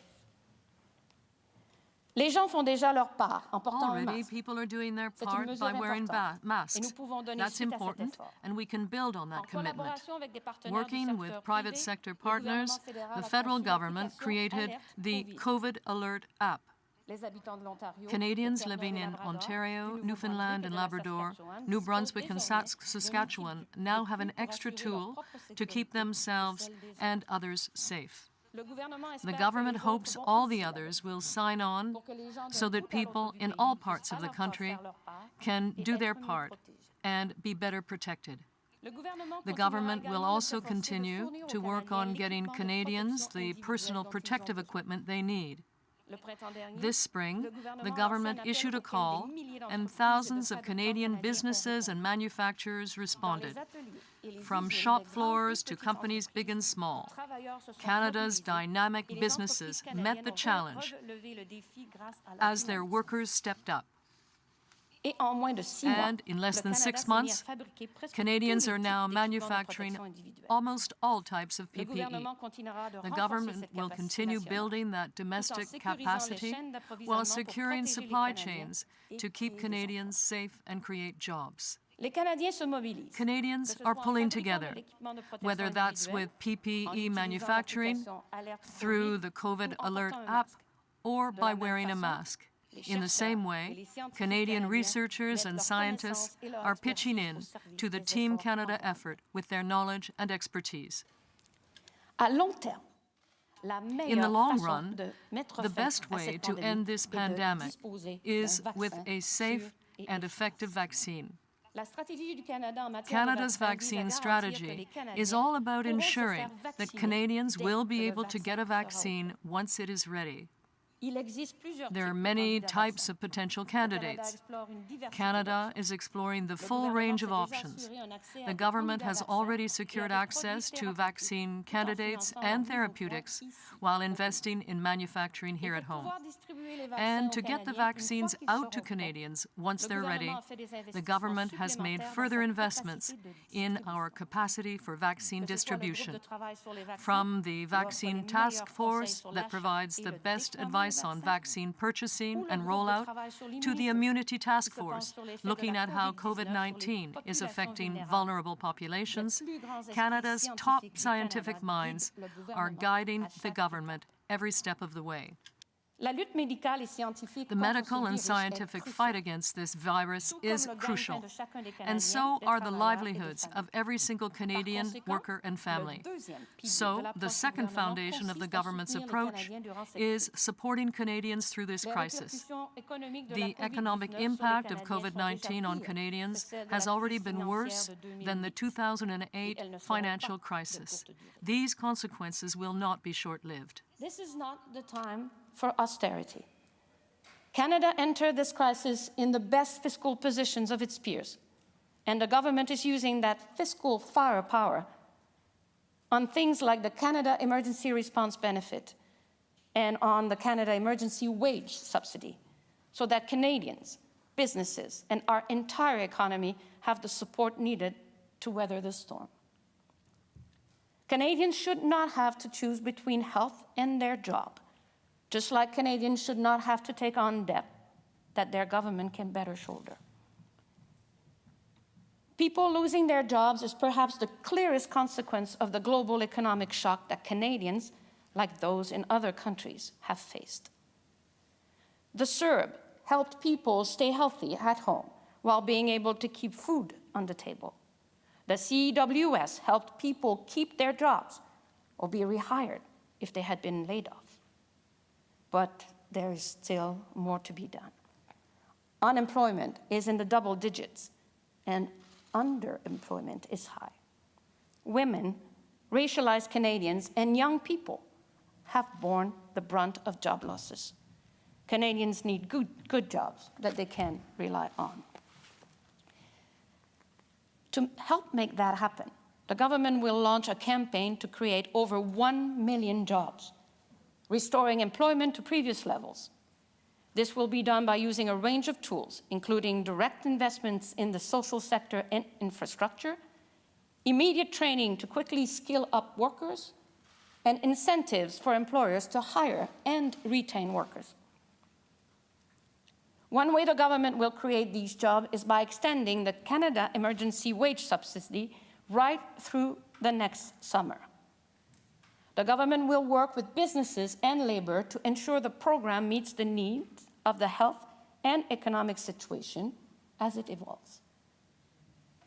Another example of how the government will create jobs is by significantly scaling up the Youth Employment and Skills Strategy to provide more paid work experiences next year for young Canadians. Now more than ever, Canadians must work together, including by eliminating remaining barriers between provinces to full, free, internal trade to get the economy back up and running as Canadians return to work. With the job losses that Canadians have faced, it became clear early on that many people would need help until they could find work once again. But existing income support systems were not designed to handle this unprecedented situation. That's why the government moved quickly to create the Canada Emergency Response Benefit as a temporary program to help millions of Canadians get through a very difficult time. With the economic restart now well underway, CERB recipients should instead be supported by the employment insurance system. For people who would not traditionally qualify for EI, the government will create the Transitional Canada Recovery Benefit. Over the coming months, the EI system will become the sole delivery mechanism for employment benefits, including for Canadians who did not qualify for EI before the pandemic. This pandemic has shown that Canada needs an EI system for the 21st century, including for the self-employed and those in the gig economy. Women, and in particular, low-income women, have been hit hardest by COVID-19. This crisis has been described as the she session. Many women have bravely served on the front lines of this crisis in our communities and by shouldering the burden of unpaid care work at home. We must not let the legacy of this pandemic be one of rolling back the clock on women's participation in the workplace, nor one of backtracking on the social and political gain women and allies have fought so hard to secure.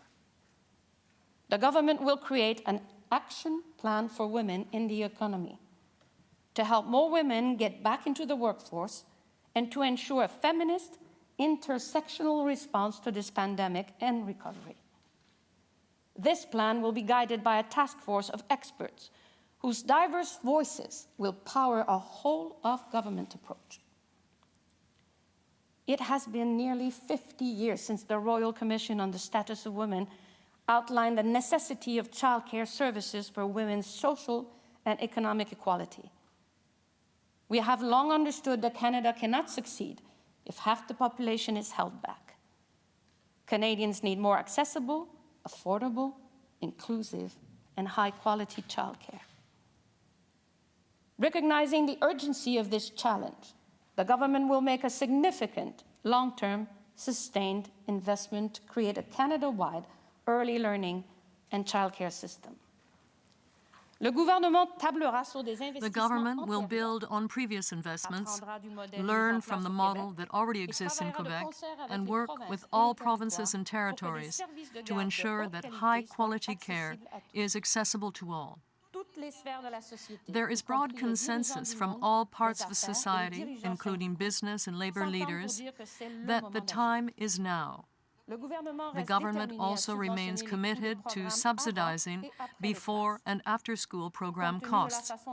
With the way that this pandemic has affected parents and families, flexible care options for primary school children are more important than ever. The government will also accelerate the Women's Entrepreneurship Strategy, which has already helped women across Canada grow their businesses. As the government invests in people, it will continue to support job-creating businesses. Small businesses are the lifeblood of communities and the backbone of the economy. The government introduced a range of supports for Canadian businesses, from help with payroll through the Canada Emergency Wage Subsidy to assistance with expenses through interest-free loans. COVID-19 has caused businesses across the country, both large and small, to rethink their approaches. Entrepreneurs and owners are looking at more digital options, more creative solutions, and more climate-friendly investments.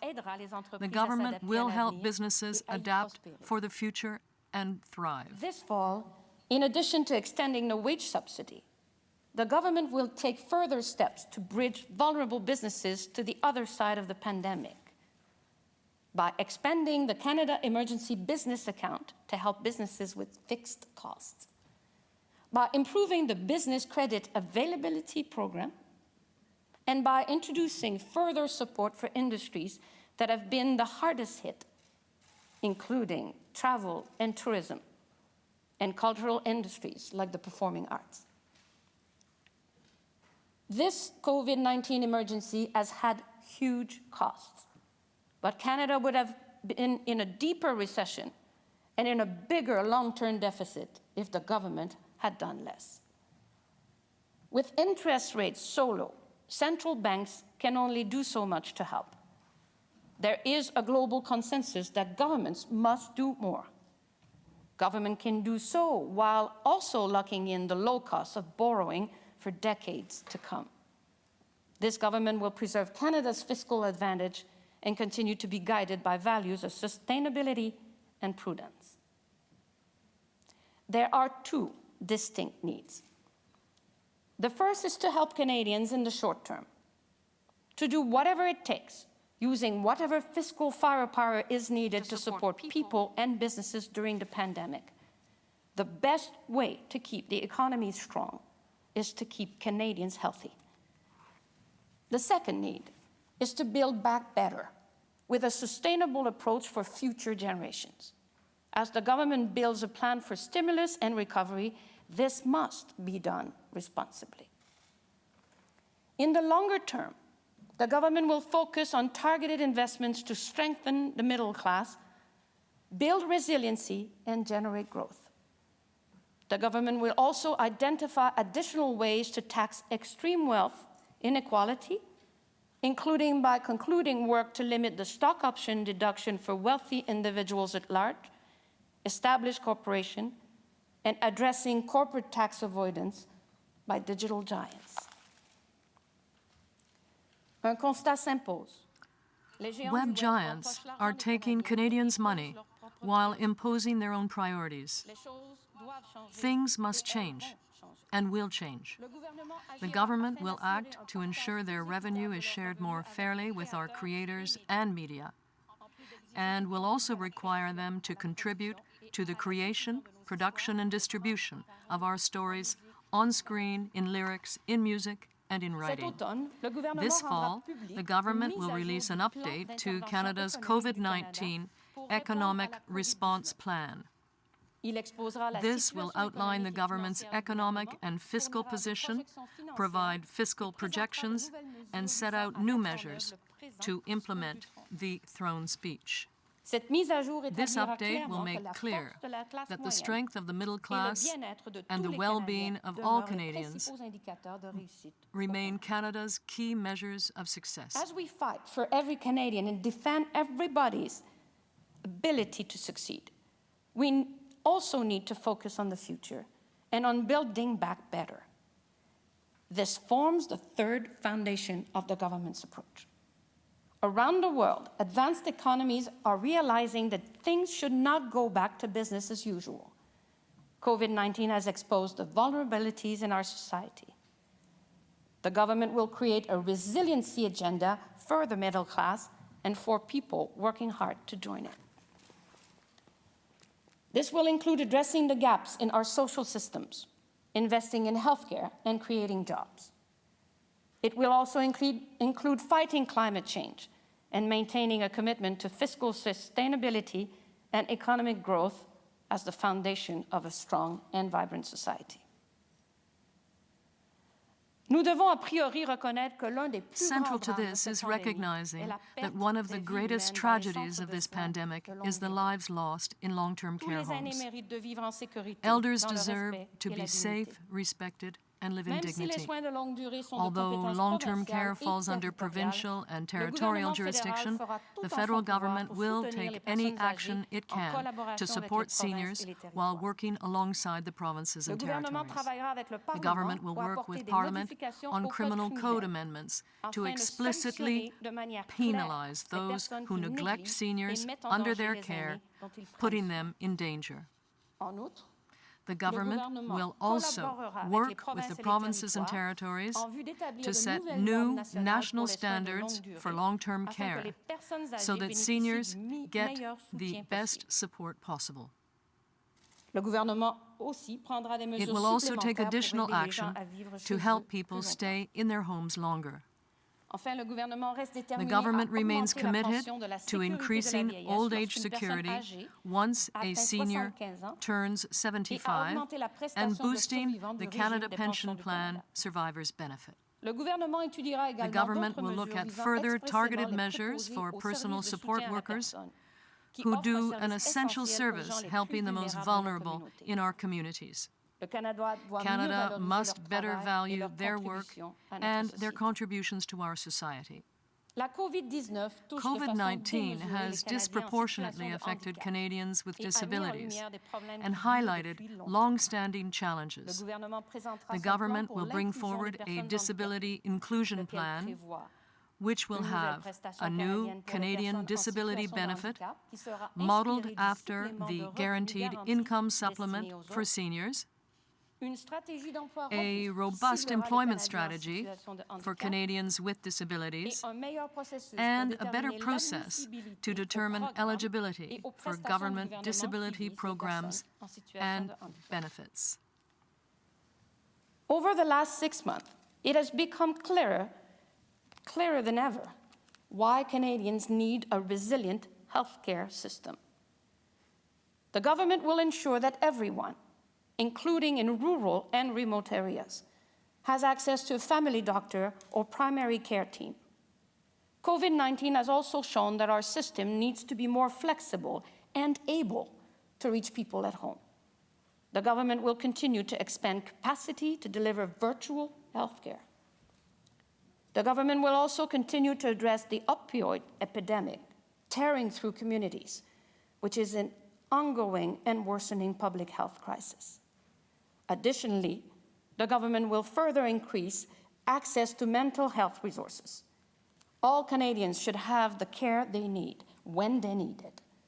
We will all be stronger for it. The same goes for access to the medicine that keeps people healthy. Many Canadians who had drug plans through work lost this coverage when they were laid off because of the pandemic. So this is exactly the right moment to ramp up efforts to address that. The government remains committed to a national universal pharmacare program and will accelerate steps to achieve this system, including through a rare disease strategy to help Canadian families save money on high-cost drugs, establishing a national formulary to keep drug prices low, and working with provinces and territories willing to move forward without delay. In addition to good health infrastructure, Canadians also need strong, safe communities to call home. The government has banned assault-style firearms, and the government will also continue implementing firearms policy commitments, including giving municipalities the ability to further restrict or ban handguns, and strengthening measures to control the flow of illegal guns into Canada. Women's safety must be the foundation on which all progress is built.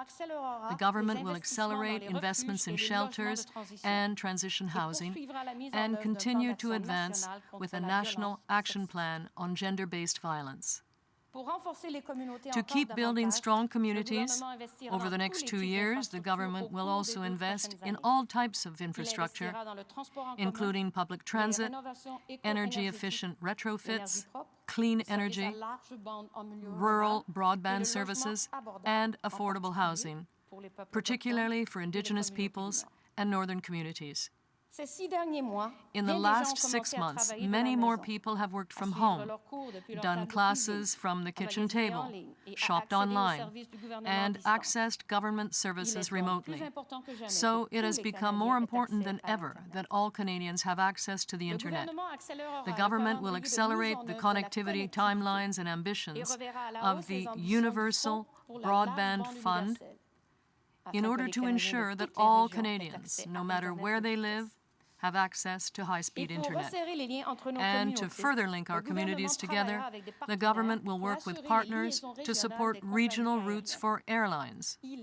It is essential that Canadians have access to reliable and affordable regional air services. This is an issue of equity, of jobs, and of economic development. The government will work to support this. Strong communities are places where everyone has a safe, affordable home. No one should be without a place to stay during a pandemic, and for that matter, a Canadian winter. This week, the government invested more than $1 billion for people experiencing homelessness, including for this fall. In 2017, the government announced that it would reduce chronic homelessness by 50%.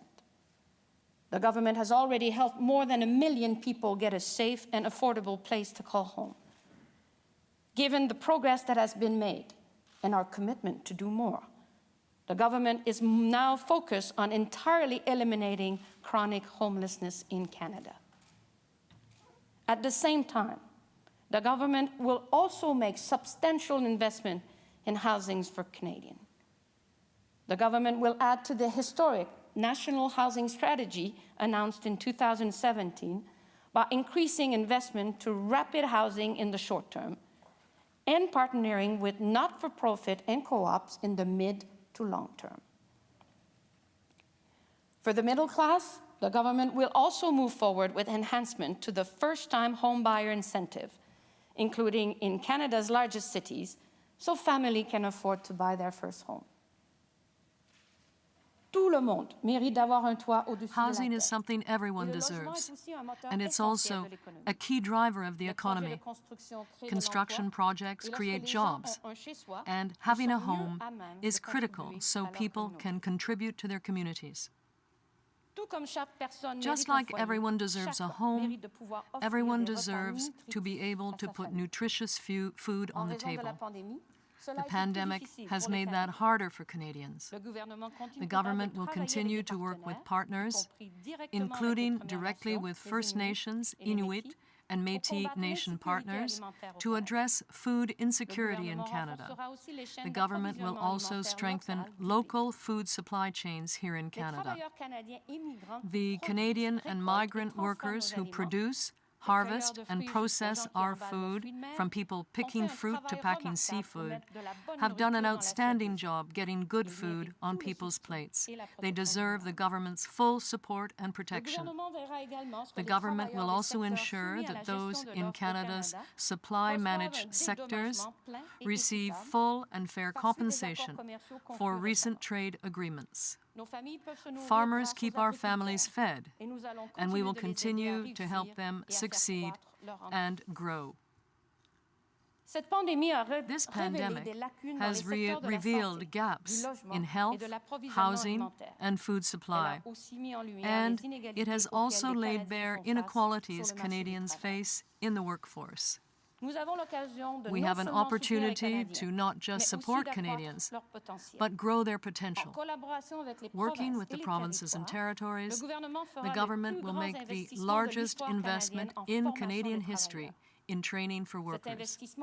This will include supporting Canadians as they build new skills in growing sectors, helping workers receive an education and accreditation, and strengthening workers' futures by connecting them to employers and good jobs in order to grow and strengthen the middle class. From researchers developing vaccines to entrepreneurs building online stores, this pandemic has reminded us of the power of the knowledge economy and how vital it is for our future. Canadians are leading, and they should have government services that keep up.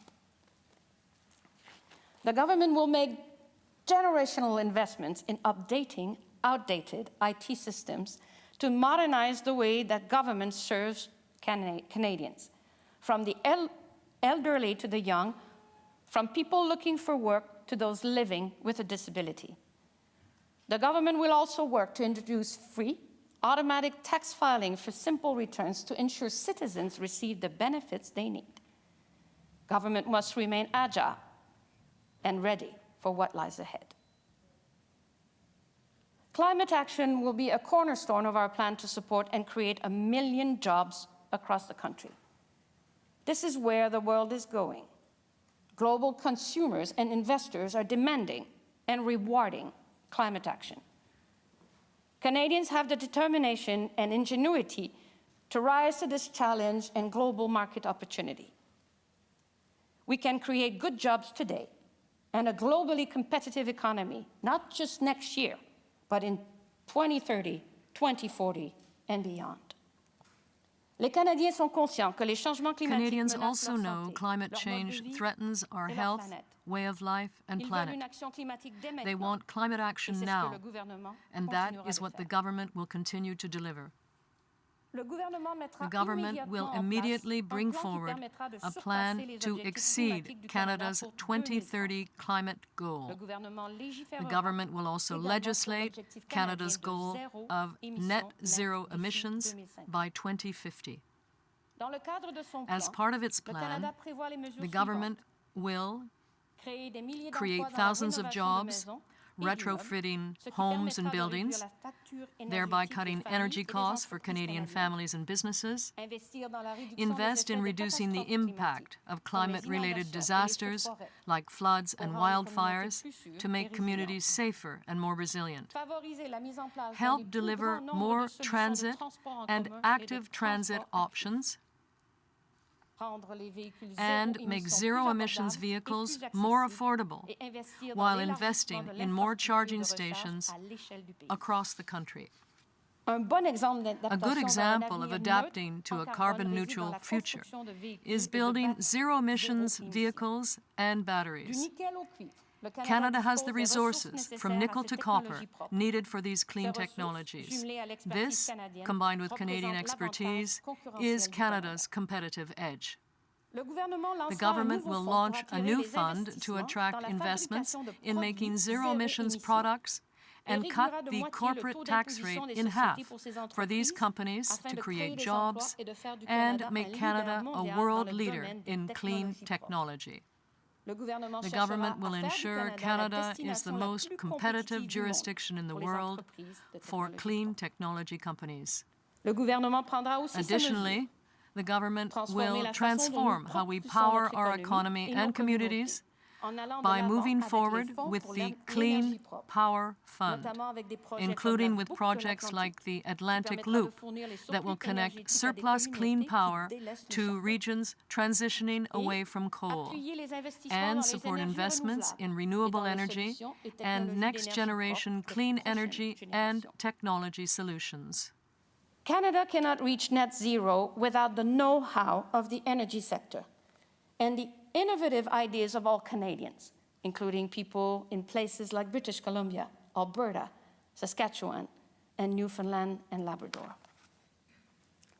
The government will support manufacturing, natural resource, and energy sectors as they work to transform to meet a net zero future, creating good-paying and long-lasting jobs. And it will recognize farmers, foresters, and ranchers as key partners in the fight against climate change, supporting their efforts to reduce emissions and to build resilience.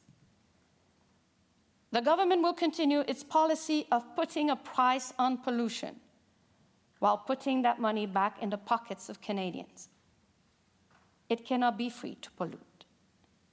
This pandemic has reminded Canadians of the importance of nature. The government will work with municipalities as part of a new commitment to expand urban parks so that everyone has access to green space. This will be done while protecting a quarter of Canada's land and a quarter of Canada's oceans in 5 years, and using nature-based solutions to fight climate change, including by planting 2 billion trees. The government will ban harmful single-use plastics next year and ensure more plastic is recycled. And the government will also modernize Canada's Environmental Protection Act. When the Prairie Farm Rehabilitation Administration was closed by a previous government, Canada lost an important tool to manage its waters. The government will create a new Canada Water Agency to keep our water safe, clean, and well-managed. The government will also identify opportunities to build more resilient water and irrigation infrastructure. At the same time, the government will look at continuing to grow Canada's ocean economy to create opportunities for fishers and coastal communities, while advancing reconciliation and conservation objectives. Investing in the blue economy will help Canada prosper. This is a fight for Canadians today and Canada tomorrow. So we must never forget the values that make us who we are. The fourth and final foundation of the government's approach is defending Canadian values and ensuring they are lived experiences for everyone. Canada is a place where we take care of each other. This has helped Canada weather this pandemic better than many other countries. Canada must continue to stand up for the values that define this country, whether that's welcoming newcomers, celebrating with pride the contributions of LGBTQ communities, or embracing 2 official languages. There is still work to be done, including on the road of reconciliation and in addressing systemic racism. Throughout the pandemic, the government has made it a priority to support Indigenous communities, which has helped contain the spread of COVID-19 and keep people safe. That is something the government will continue to do. The government will walk the shared path of reconciliation with Indigenous peoples and remain focused on implementing the commitments made in 2019. However, the pandemic has shown that we need to keep moving forward even faster on a number of fronts, including by expediting work to co-develop distinction-based Indigenous health legislation with First Nations, Inuit, and the Métis Nation, and a distinction-based mental health and wellness strategy. By accelerating work on the National Action Plan in response to the national inquiry into missing and murdered Indigenous women and girls, calls for justice, as well as implementation of the Truth and Reconciliation Commission's calls to action.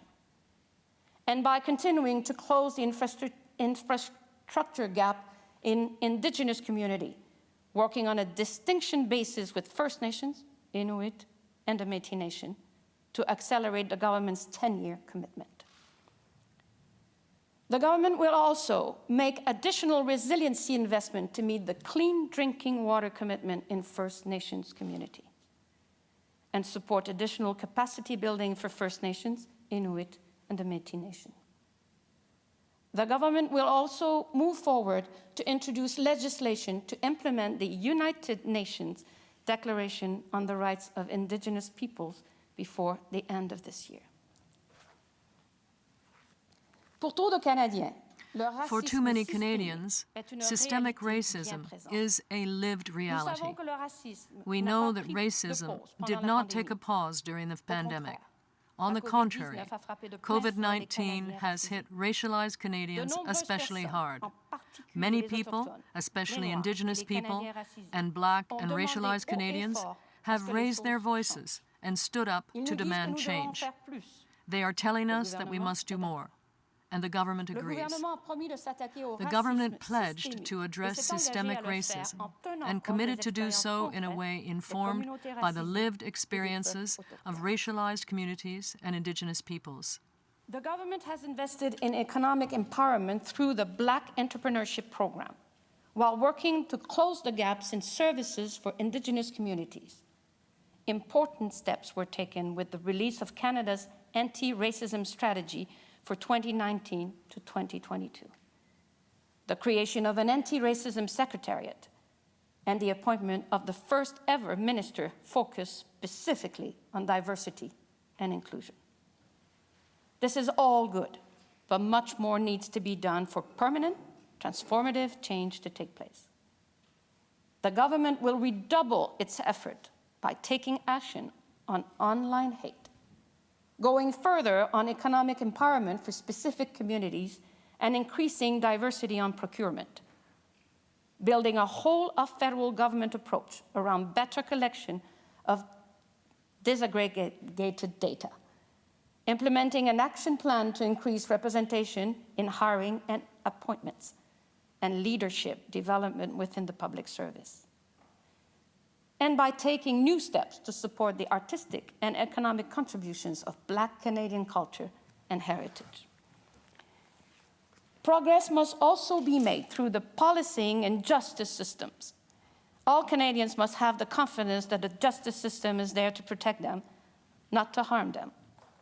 Black Canadians and Indigenous peoples are overrepresented in the criminal justice system. That has to change. The government will take steps to ensure that a strong hand of criminal justice is used where it is needed to keep people safe, but not where it would be discriminatory or counterproductive. The government will introduce legislation and make investments that take action to address the systemic inequities in all phases of the criminal justice system, from diversion to sentencing, from rehabilitation to records. The government will move forward on enhanced civilian oversight of our law enforcement agencies, including the RCMP. It will modernize training for police and law enforcement, including addressing standards around the use of force. It will move forward on RCMP reforms with a shift toward community-led policing. And it will accelerate work to co-develop a legislative framework for First Nations policing as an essential service. Our two official languages are woven into the fabric of our country. The defense of the rights of francophones outside Quebec and the defense of the rights of the Anglophone minority within Quebec are a priority for the government. The Government of Canada must also recognize that the situation of French is unique. There are almost 8 million francophones in Canada within a region of over 360 million inhabitants who are almost exclusively Anglophone. The government therefore has the responsibility to protect and promote French, not only outside of Quebec, but also within Quebec. In this vein, 51 years after the passage of the Official Languages Act, the government is committed to strengthening this legislation, among other things, taking into consideration the unique reality of French. Immigration remains a driver of Canada's economic growth. With other countries rejecting global talent that could help their economy, Canada has an opportunity, as we recover, to become the world's top destination for talent, capital, and jobs. When people choose Canada, help build Canada, and make sacrifices in support of Canada, we should make it easier for them to formally become Canadians. Earlier this year, the government announced measures to grant permanent residency to people who, although not Canadian citizens, had cared for the most vulnerable in long-term care homes and other medical facilities. The government will continue to bring in newcomers and support family reunification. We know that there is an economic and human advantage to having families together. As part of both the short-term economic recovery and of a long-term plan for growth, the government will leverage the advantage we have on immigration to keep Canada competitive on the world stage.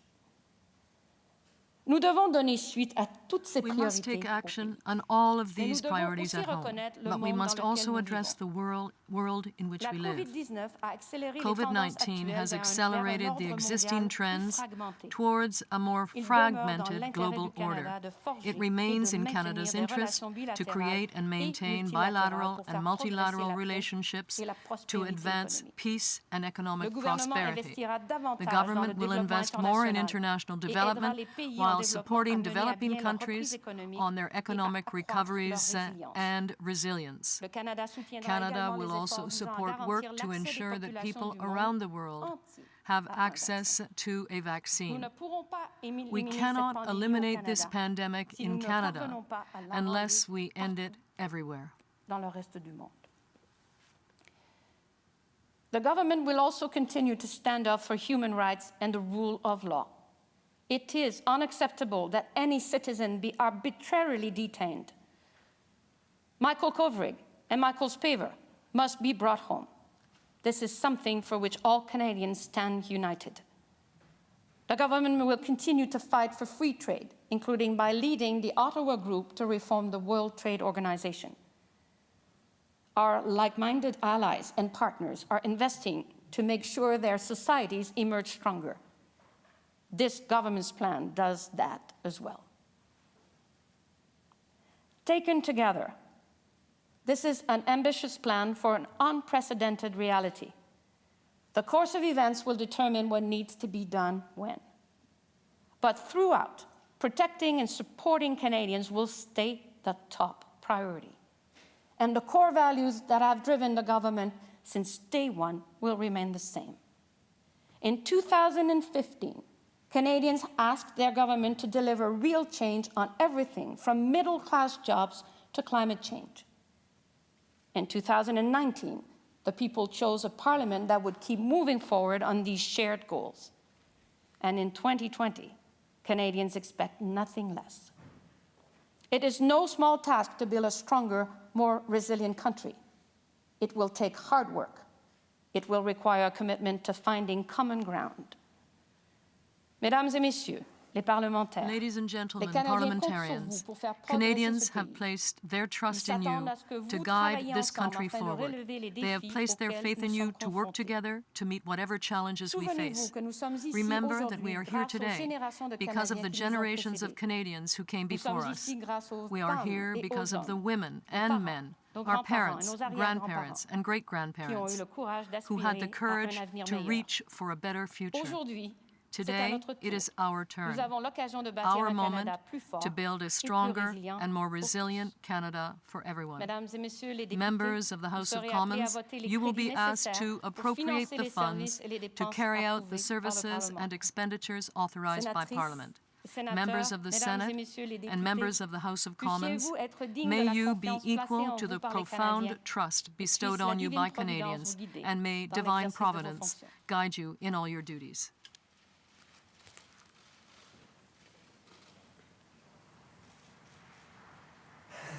All right, and that is the government's speech from the throne, a 54-minute speech delivered by Governor General Julie Payette to the few people allowed inside the Red Chamber. We are expecting to get reaction from Conservatives, NDP, and the Bloc Québécois today to this. And of course, there will be formal responses that will happen inside the House of Commons. Lots in there, not surprisingly, over the course of 54 minutes. And many of the things that we had predicted, long-term care, childcare, in terms of getting people back to work. And I'll bring in my colleagues for some of that. Vashi Kapelis, the host of Power and Politics, Salima Shivji, and David Cochrane. Vashi, I'll start with you. A promise to create 1 million jobs, which is about the number of Canadians who don't have work right now. An action plan for women, a sustained investment for childcare, a lot of promises here that are going to end up being some potentially big ticket items as well.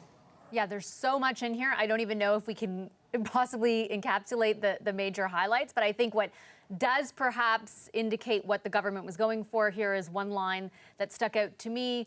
This is not the time for austerity. They will do whatever they have to. And I think that is certainly reflected just by the sheer number of pledges, promises, or indications that they'll act on things throughout this speech. It does certainly address things that are going on in the more immediate future. I'm thinking of healthcare, for example. You talked about long-term care. They say that they're going to establish national standards for long-term care. It talks about the economy right now. So you talked about 1 million jobs. That's one promise that they make. But then there's also a very specific, I think, tangible thing in here around the wage subsidy program, which so many businesses had been relying on. The program was augmented at the end of the summer, and less businesses have been able to use it, or fewer businesses. And so as a result, they say they're going to expand that, extend it till next summer. They're also going to expand, though no details provided, the emergency business account. That's the $40,000 loan that so many businesses availed themselves of. So that was something that stuck out to me as being specific. And then the child care piece, that was highly anticipated. The NDP had signaled that was something that they needed to see in here. The language is very specific on that, though. It says that they are going to make a significant, long-term, sustained investment to create a Canada-wide early learning and childcare system. Does that immediately or sort of specifically translate to universal health, childcare rather? How long will it take to implement that? What kind of money is behind that? There's just, I think what sticks out to me is the sheer number of things that they're promising here, and certainly a lot of what we had heard signaled in the lead up to this, but how do they end up actually implementing them? Can they do that on a shortened timeline? There's none of that, which isn't surprising, but there's such a lack of specificity here that I think this provides, politicians as well as journalists with a lot of accountability over the next number of months and years, because they're, depending on how long this government lasts, because there is so much in here. I would say there's a bit of early reaction too from Quebec. Yves-François Blanchet is tweeting that it was disappointing, does not respect the jurisdiction of the provinces in health. And that is something echoed by the Premier of Quebec, who has also expressed some disappointment in the speech already on Twitter. I think that's where you get into those discussions on long-term care, for example, setting national standards, even if they are giving provinces more money. There's no big ticket item on here for an increased Canada Health transfer to the provinces. There's just some more specific stuff that my guess is translates to strings attached, which we know provinces don't like to hear. Yeah, particularly Quebec. Perhaps not surprising that they would have that reaction. Sometimes when there's money on the table, the reaction gets a little different, I will say. And when they understand what the conditions are, they talked about. I mean, they do recognize in the speech that, for instance, long-term care is not their jurisdiction, but say that they will do what it takes. Will take any action, is the language, to try and fix part of that. David, what stood out there for you? I mean, Vashi's right. There's a lot in there, and a promise to fix a lot of things. Yeah, the line about austerity certainly jumped out for me, Rosie, but the really grim numbers right off the top of more than 9,000 Canadians, 200,000 Americans, and 1 million deaths globally really roots this speech in the crisis of the moment. And then, there's some dollar amounts in there, but the big ticket items that Vashi just documented, there is no specific amounts outlined in this speech. That will come later this year from the Finance Minister, Chrystia Freeland. But the government's promises today has committed them to tens of billions in spending, if not hundreds of billions in spending. A national childcare program program along the lines of what they've outlined, a pharmacare program along the lines of what they've outlined, a revamped employment insurance program that updates qualifications and supports for the economy we have right now, to cover gig workers, to cover the self-employed. One of the issues that they dealt with in the response to the pandemic was that 40% of the people who qualified for CERB would not have qualified for EI. And they made quite clear with their announcement last month and again in the speech that employment insurance is going to be the program that carries people going forward. That needs to be updated, that needs to be modernized, and only the federal government can do that. The extension of the wage subsidy is a significant thing, as is the indication that sectoral supports are coming for things like travel and tourism and the hospitality sector, and specific industries that have been especially wounded by the pandemic and show really no immediate signs of getting back to normal. They have created a standard by which they can be judged here too, Rosie, by promising the 1 million jobs. And they want to get that through infrastructure projects. You're going to see housing, for example, the building of new affordable units, the retrofitting and making more energy efficient of existing units. But also a really big project that's important to my part of the world back in Atlantic Canada, and that's the Atlantic Loop, which is a massive green energy project to upgrade the electricity grid of the East Coast so that hydropower from Quebec and Labrador can flow into New Brunswick, Nova Scotia, and Prince Edward Island, take coal offline. It's the biggest green play available to you on the East Coast. It'll create a lot of jobs and also open up opportunities for nuclear and tidal power in New Brunswick. So that is like one line in French in this speech that could be thousands of jobs and billions of investment on the East Coast of the country. So they have committed to some big things here. Even in a single line that goes by, you're talking about billions of dollars in investment right there. Okay, all good points, and there's a lot of meat on the bone here, so we'll go through more of it. There is also a lot laid out there for Indigenous peoples of the country, including a promise to move ahead with a national action plan from the Missing and Murdered Indigenous Women and Girls Commission, because that had to be put aside during the pandemic. Promise to, again, meet the clean drinking water commitment, to introduce legislation on UNDRIP, which Vashi had mentioned a little bit ago, and a variety of measures as well that they are promising on to address systemic racism, which, as I pointed out in a story last night, wasn't mentioned at all in the throne speech 9 months ago, and now there are promises to have better oversight of the RCMP and to accelerate First Nations policing, for instance. So, I mean, they have addressed many of the things that we talked about as holes and vulnerabilities before this, Salima, but it's interesting to see it all laid out here in an almost hour-long speech. Yeah, absolutely. And that hour-long speech, they were trying to cover so much ground, right? There's so many promises in here on really how to get Canadians through what they're struggling through right now in the midst of the global pandemic. And yes, David's right with the mention of the lives lost at the top. And those are not just numbers. But of course, like you say, also nodding to the important Liberal issues that are important for this Liberal government and have been since they were elected less than a year ago. Now, like you mentioned, reconciliation, climate change measures as well, notably in there too, as well as systemic racism. So it is so long because they were trying to cover so much ground in this nearly hour-long speech. I just want to point out, logistics-wise too, when you see all of the much fewer people gathered in the Senate chamber to listen to the speech, they were sitting for 54 long minutes with their masks on, listening to the path that the Liberal government sees forward outside of this, health and economic crisis. So that also very much underscores the message that's coming from that speech from the throne, that, of course, this is a crisis, and as the Liberal government is arguing, it's no time for austerity, we have to do this.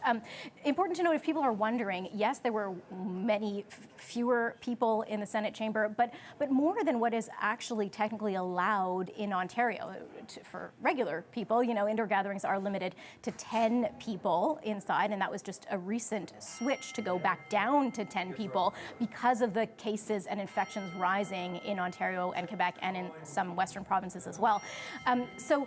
Parliament obviously doesn't operate under those rules, so they can set whatever numbers they want. So if people are wondering, yeah, it seems like there are a lot fewer people than are normally in there, there's still more than what indoor gatherings are allowed in certain provinces still in That's a good point. We won't call the police on them just yet. They're allowed. All right. Yeah, Salima, thank you for that. So the Prime Minister, you may have seen as Salima was talking there, has now made his way back here to the West Block. I'm not sure if he's headed up to his office or is going to go inside the chamber. On the right of your screen there, you will see where we're standing by to hear from Conservatives to get reaction. And of course, all parties will provide some reaction through the course of the afternoon. In this case, it will not be the leader, the new-ish leader. He was named leader a month ago today, actually, Aaron O'Toole. He has tested positive for COVID and is self-isolating at home, as has his wife. So they are both self-isolating at home, as is the leader of the Bloc Québécois, whose wife also, they have both tested positive for COVID. So we will instead hear from Candice Bergen, who's just moving to the podium now, along with, if I'm not mistaken, the Conservative House Leader, Gérald Deltel. Let's listen to official reaction from the official opposition right now. 6 weeks ago, the Prime Minister prorogued Parliament. He said he had to press reset and was going to be addressing the country with a speech from the throne that would deal with the pandemic. It's very clear from seeing the speech from the throne that that's not at all what he was doing. In fact, what he was doing was finding a way to cancel the committees that were shedding a light on the scandal that was plaguing him and his government. We've looked at this speech from the throne, and Conservatives cannot support it. It is another speech that is full of liberal buzzwords and grand gestures with very little to no follow-up plan. It doesn't speak at all of national unity. It doesn't speak of our energy sector and our workers in Alberta and Saskatchewan and Manitoba. It doesn't talk about agriculture. It leaves behind the Canadians who are suffering, single parents, people who have mortgages to pay, people who have lost their jobs, small businesses that are suffering and continue to have to close their doors. It doesn't address in a real substantial way issues around testing and getting that testing quickly reviewed. We are very, very displeased with this speech from the throne. We are very concerned that there's no fiscal framework. The only thing Canadians can be guaranteed of fiscally is that there will be more debt, and the Prime Minister still seems to think that when the government goes into debt, that's not the people going into debt. And the Prime Minister needs to know that when the government racks up debt, that is the people who are going to have to pay it. One thing he did talk about in the speech from the throne is the promise to raise taxes. At a time like this, that is the last thing that Canadians need. So we're happy to take your questions, and I will ask my colleague to also come and speak in French. But we are not happy with the speech. We believe that it is not what Canadians need. Every other G7 country has a plan to deal with the pandemic. We still do not have a real plan. And the plan, the pandemic is possibly going to be, there'll be a second wave. And we needed to see this government deal with the health challenges, deal with the disunity in this country, help those who are being left behind, help those who need someone who will consider their challenges. You know, it's interesting to see a lot of what the Liberals do is the Ottawa knows best. The Ottawa elite will tell Canadians and will tell provinces how to manage childcare, how to manage health care. That's not acceptable. The provinces asked for funding. The provinces asked for money. And instead, what did the Prime Minister do? He ignored that request and he said, we'll come in and we'll try to do your job for you. And that doesn't work, and that's not what Conservatives believe is best. Thank you. Bonjour, messieurs, dames. Nous, les conservateurs, on ne peut pas appuyer ce discours du trône. C'est un discours throne speech. This is a throne speech which is typically liberal, which means that Canadians will be paying more, which means that businesses don't have a plan to recover, and it means that Canadians will be abandoned. We know that this government has decided to prorogue Parliament, to suspend democracy, and they said they would bring in a plan to stimulate Canadians and the economy. But what we're seeing is a typically liberal plan that just repeats everything they've talked about over the last 5 years with no results. we believe that there will be no results this time again. What do we see? A series of billions of dollars in spending with no control plan. What else do we see? A federal government that is directly getting involved in provinces' jurisdiction, education, or healthcare, but nothing for the provinces to face with the new reality. A government that doesn't, or that barely talks about natural resources in Canada. A government that promised all kinds of things when it comes to the recovery for our businesses and our workers, and there's nothing there. Canadians deserve more. Canadians want a government that will not decide to suspend Parliament, but we were promised a new resilience, a new plan, and we haven't seen this. This is a typical Liberal plan, and we deserve better. Canadians deserve better. Reporter, one question, one follow-up. Nous allons maintenant passer aux questions, en commençant par les questions au téléphone. Un rappel aux journalistes, une question de suivi seulement. Operator, do we have a first question? Thank you, merci. Please press star 1 at this time if you have a question. Veuillez appuyer sur étoile 1 maintenant pour poser une question. And the first question, la première question est de Marie Zastel du Devoir. Please go ahead. La parole est à vous. Oui, bonjour, ma question est pour vous, Yes, Monsieur my question is for you, Mr. Deltel. In the throne speech, there is a promise to try and create 1 million jobs, to extend the CERB until next summer, to extend the emergency loan program, and to help out if local economies have to shut down. Don't you think that these are things that will help small business? Listen, when it talks about creating 1 million jobs, and that's typically Liberal, the government says that it's going to create 1 million jobs. It doesn't create jobs. It's private corporations, private businesses that create jobs, and that's by creating fewer fiscal burdens for businesses. That's how you create jobs. When I hear big numbers like that, okay, we're going to create 1 million jobs. Well, that's the same guy who said he was going to plant 1 million trees and didn't plant one. So this is a typical Liberal throne speech, a lot of keywords, a lot of images, but no concrete results. That's what we've been seeing in the last 5 years. Let's not forget that 5 years ago they said, we'll invest billions in infrastructure, we'll do this, we'll do that, but we're still waiting for the results of those investments. So it is a typically Liberal throne speech that they go over what they've been talking about in the last 5 years, uncontrolled spending, nothing for the provinces. In fact, they have real needs when it comes to healthcare and education. And again, the Liberal government, based on the usual tradition, says, well, we know what's best for the provinces. And the Premier of Quebec has said he's very disappointed with this speech, and that's perfectly natural. This throne speech is once again a way to interfere with provincial jurisdiction based on the Liberal authority, which seems to be the only thing that's good for the provinces. Let's fund the provinces properly, and they'll be able to do their proper job. That's what we're asking. I understand, but with respect to support for small business, there is the extension of certain measures, and this morning you were talking about the need for a plan to allow the economy to move forward and rebuild the economy. It is announcing that there will be a fiscal update with fiscal projections this fall. So these are two things that you were asking for a few hours ago. Well, let's get back to reality. What we're wanting is a control of fiscal spending. And in there, there's absolutely nothing that talks about controlling spending. I told you we were not against the idea of the CERB or helping businesses and so forth. But now we need to see control of federal spending, and we haven't seen that in recent months. And again, we're not seeing it today. They're saying, yes, we're going to continue the same programs, but we don't know what we're going to end up with and when those programs will end. And if we really want to allow businesses to recover and get the economy back up and running again, we need to have a concrete plan, but we're not seeing one. Now, when it comes to the spending that's going to be announced in a future budget, I want to remind you that it was the same government in July that brought forward a snapshot of the economy, but the figures were not correct.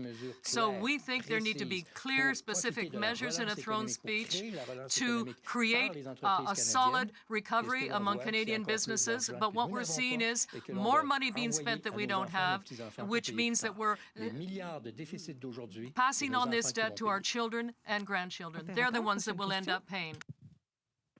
Merci. La prochaine question, the next question, est de Mélanie Marquis de La Presse. Please go ahead. La parole est à vous. Good afternoon. My question is for Mr. Deltel. Mr. Deltel, in fact, the first thing I want to know is what is missing from this throne speech, in your opinion? Well, I can be very clear about what we were asking for today. We have nothing when it comes to controlling spending. We have absolutely nothing when it comes to transferring money to the provinces for healthcare. But what we are seeing is a government that is going to do the job of the provinces, when that is not the right approach. There's nothing there either to create national unity. There's nothing in what we see that will create that national unity. And unfortunately, the government had a golden opportunity by shutting down Parliament for 6 weeks to restart Canada, and what we're seeing today is we're just going to keep on spending, and that spending is going to have to be paid for by our children and grandchildren.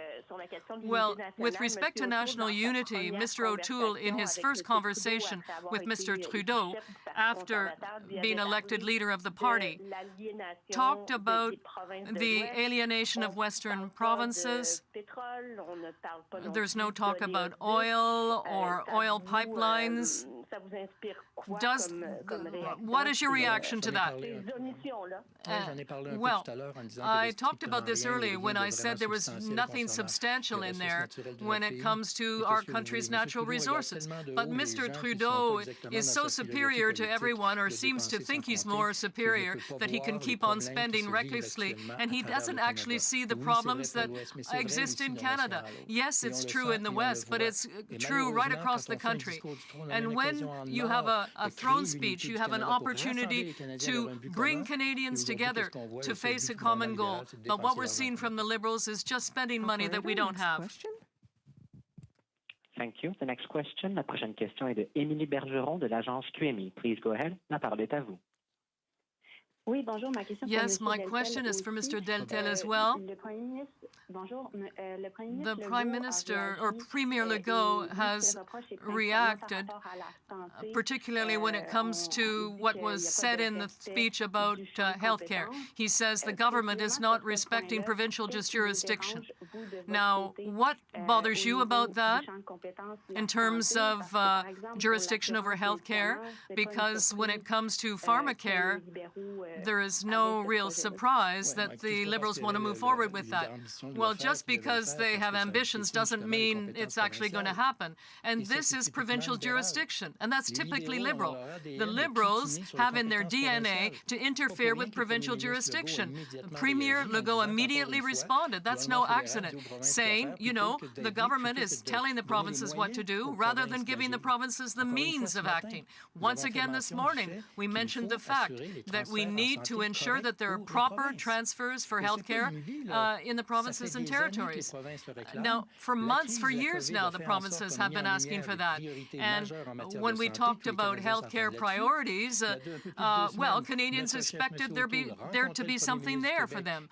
A couple of weeks ago, our leader, Mr. O'Toole, met with Premier Legault, and he said that a Conservative government would ensure there would be proper funding for healthcare, higher healthcare transfers. So that's what the federal government should have done. That's the kind of action that would have meant that the provinces felt they were part of the whole action plan, because that's their responsibility. But no, the Liberal government, based on its usual habits, no, we in Ottawa, we know what's best. We'll do the work for you. But that's not the way Canada works. Unfortunately, that's Mr. Trudeau's Canada.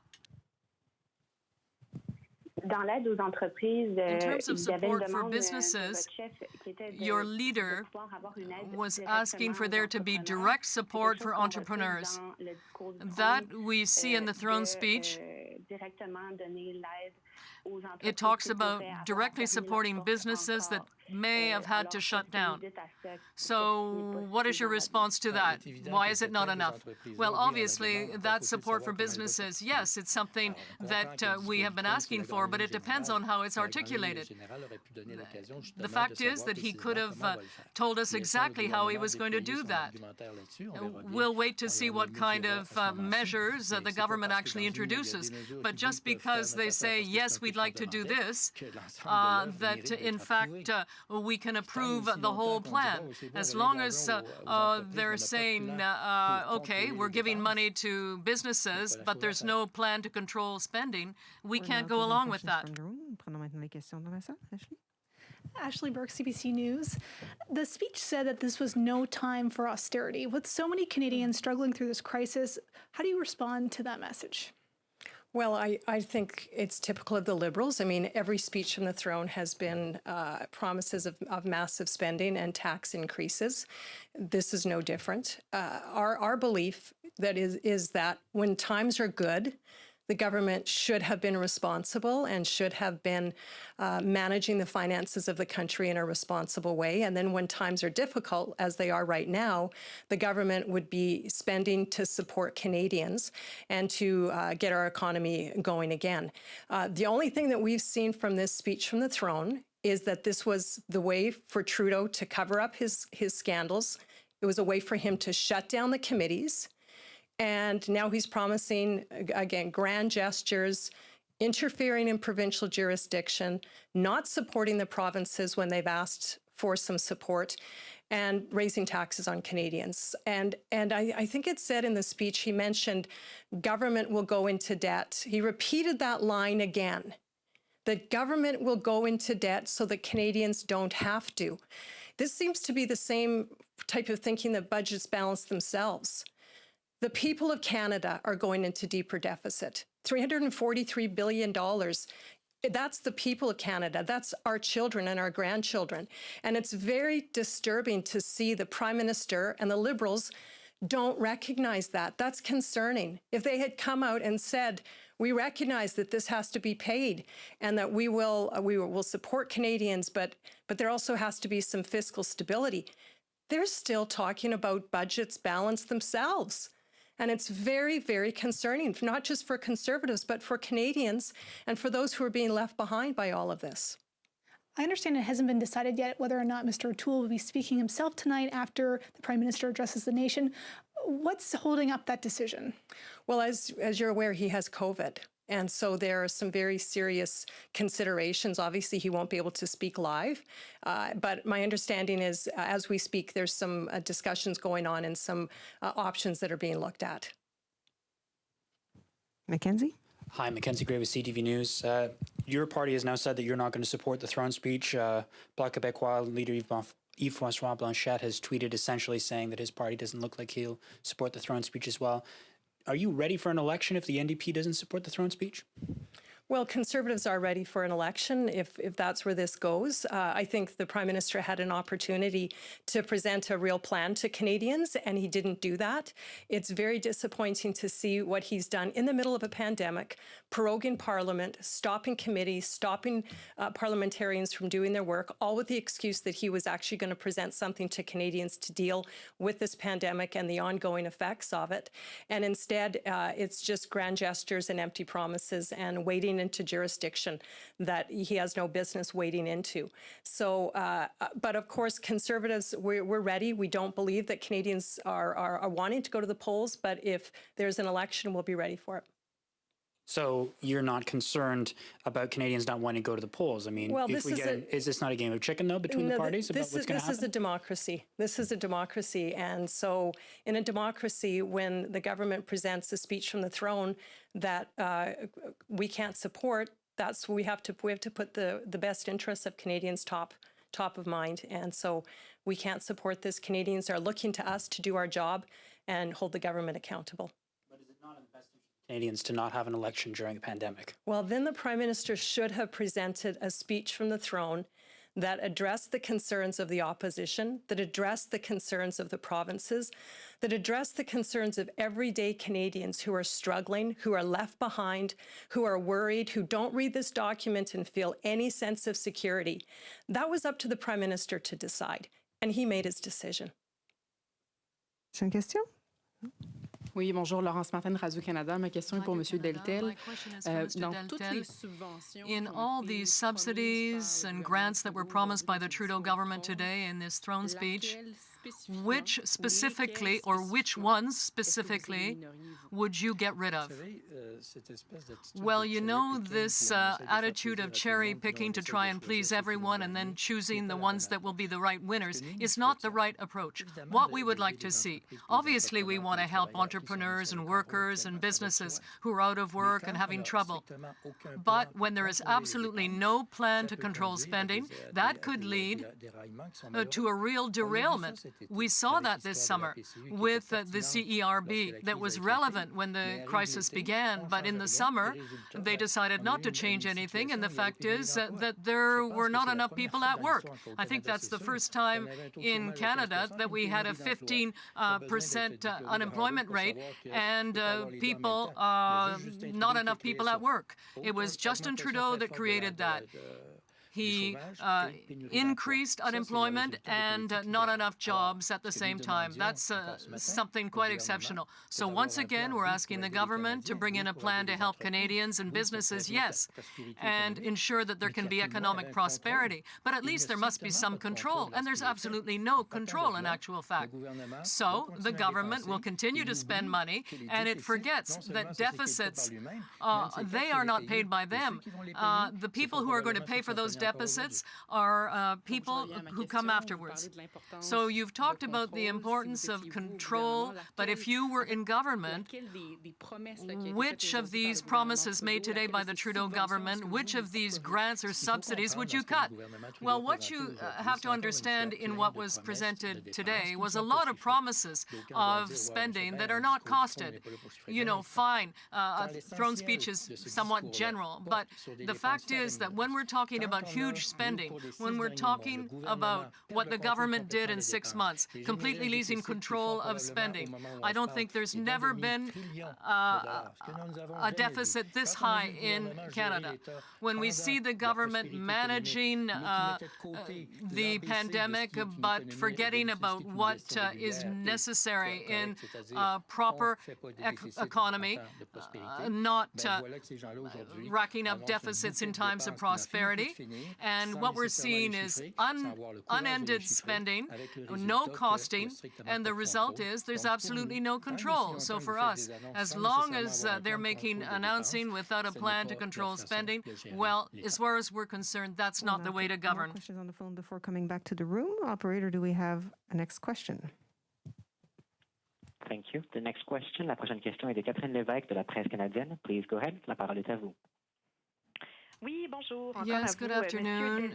Again, for Mr. Deltel, we heard the Governor General read that this is no time for austerity. I wonder what that assertion means for you, and do you agree with it as we move into a second wave? Well, of course, you will have understood that this was the Prime Minister talking through the voice of the Governor General. But controlling spending is not austerity. It's just ensuring that we can know where we're going with this. The government has shown in recent months that it absolutely has no idea where it's going with its spending. Governments were spending billions of dollars in the spring and the summer.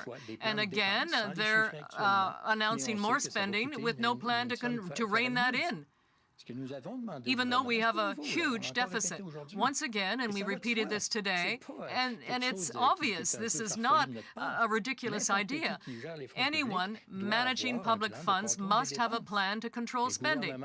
And the government makes these fabulous announcements with all kinds of keywords, but it's not controlling its spending. So it's not a question of austerity, it's a question of being responsible. Parfait. Et puis, je veux juste revenir sur le tweet de François Legault là, qui a bien fait réagir. Vous y avez fait mention. Je voulais juste clarifier, est-ce que vous êtes d'accord avec lui? Est-ce que vous pensez effectivement que le discours du trône là, qu'on a entendu est décevant pour les provinces et décevant pour le Québec en particulier? Mais ça va de soi. Quand vous avez le gouvernement qui se fait très fier de dire qu'on va investir, qu'on va dépenser dans la santé, puis dans l'éducation, puis les hôpitaux, puis la pharmacie, puis tout ça, puis ça relève des provinces. Et pire, c'est quand on voit dans le discours du trône qu'ils disent « on va faire tel programme qui est inspiré par le Québec ». Bien justement, c'est les provinces qui doivent se le faire, pas l'État fédéral.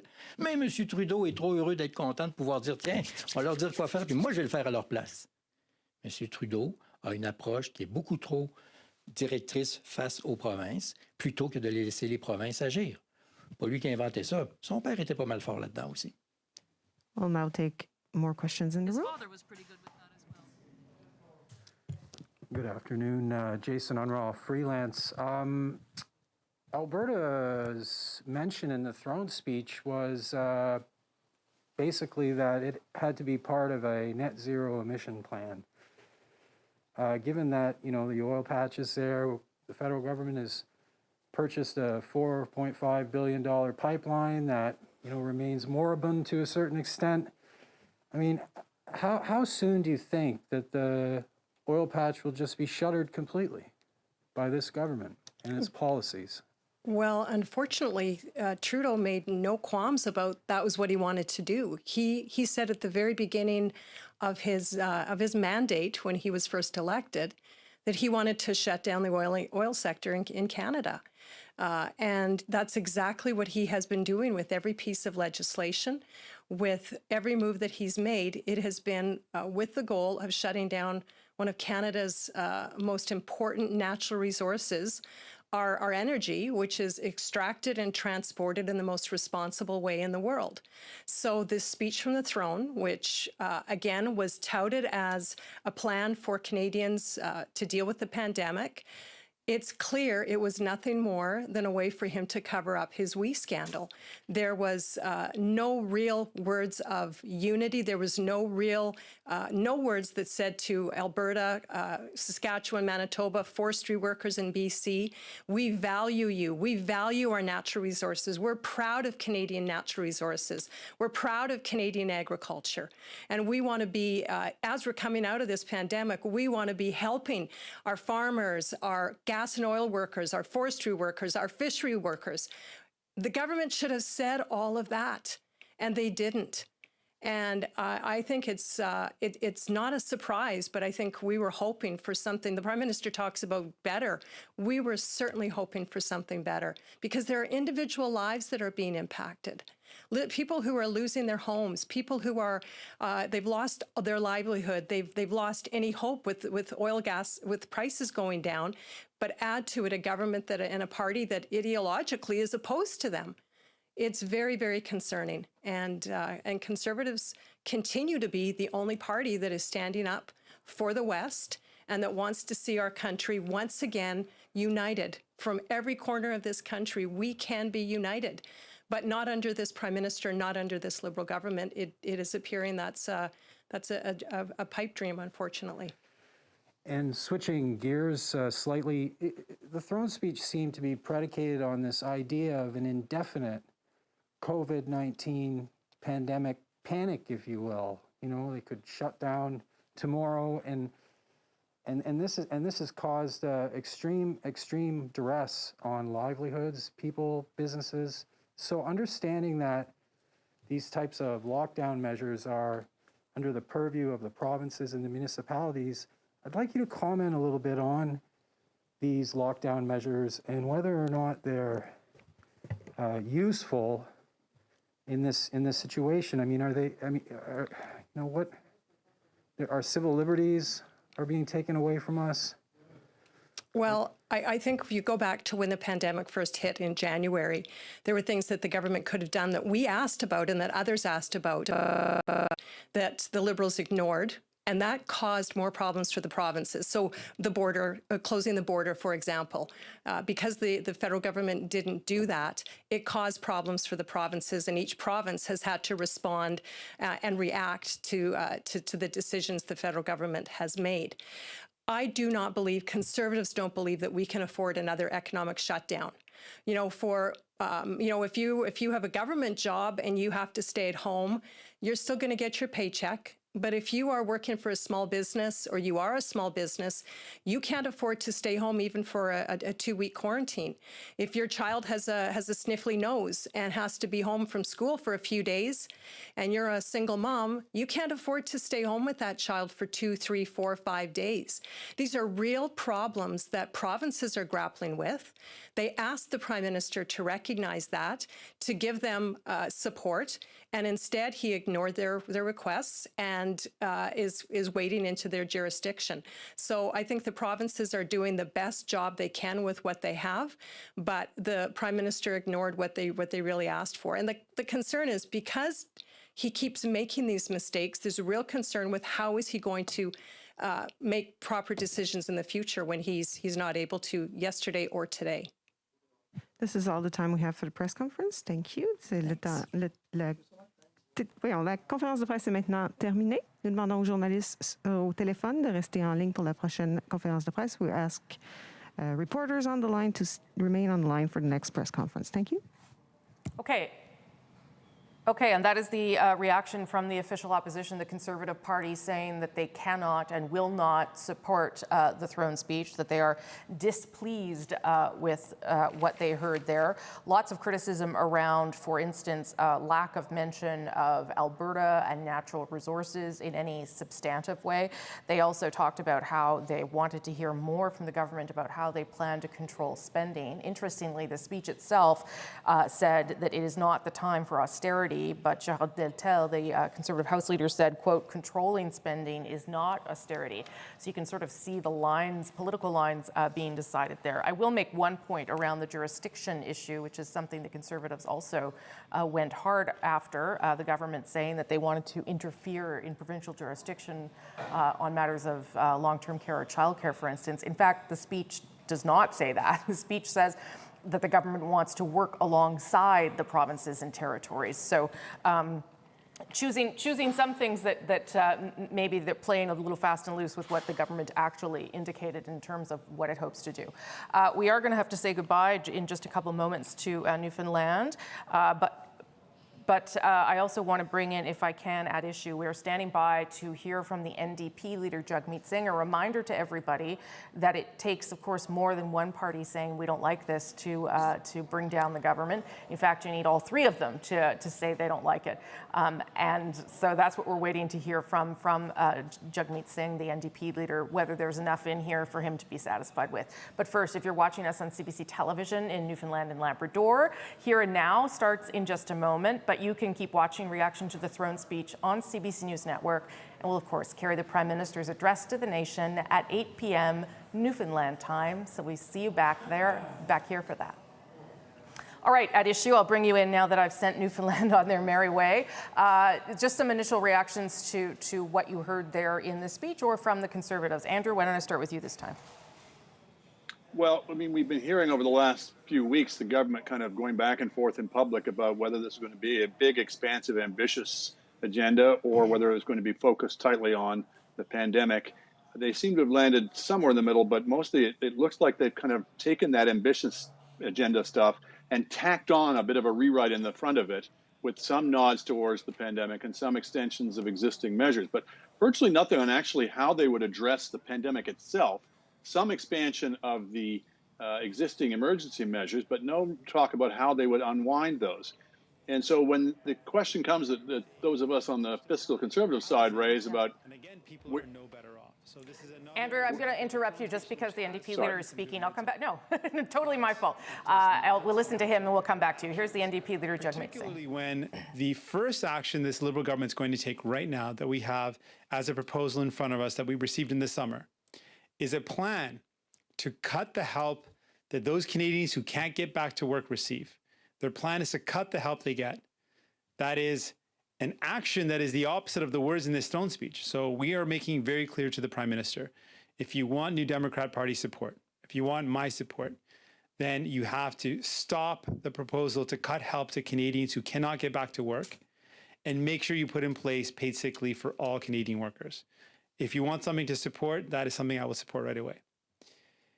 And when it comes to the words, we don't want to see more words. Canadians need action. They're worried, they're afraid, they're struggling, and they need to see some concrete action. And that's what we're going to be fighting for, that Canadians get the help they need. We are going to be fighting for Canadians. Donc, je ne suis pas surpris que le So I'm not surprised to see the Liberal government again use nice words, fine words, because they've done that in the past. In the last throne speech, they talked about pharmacare. But if you ask people today, are things better for you? They'll tell you no.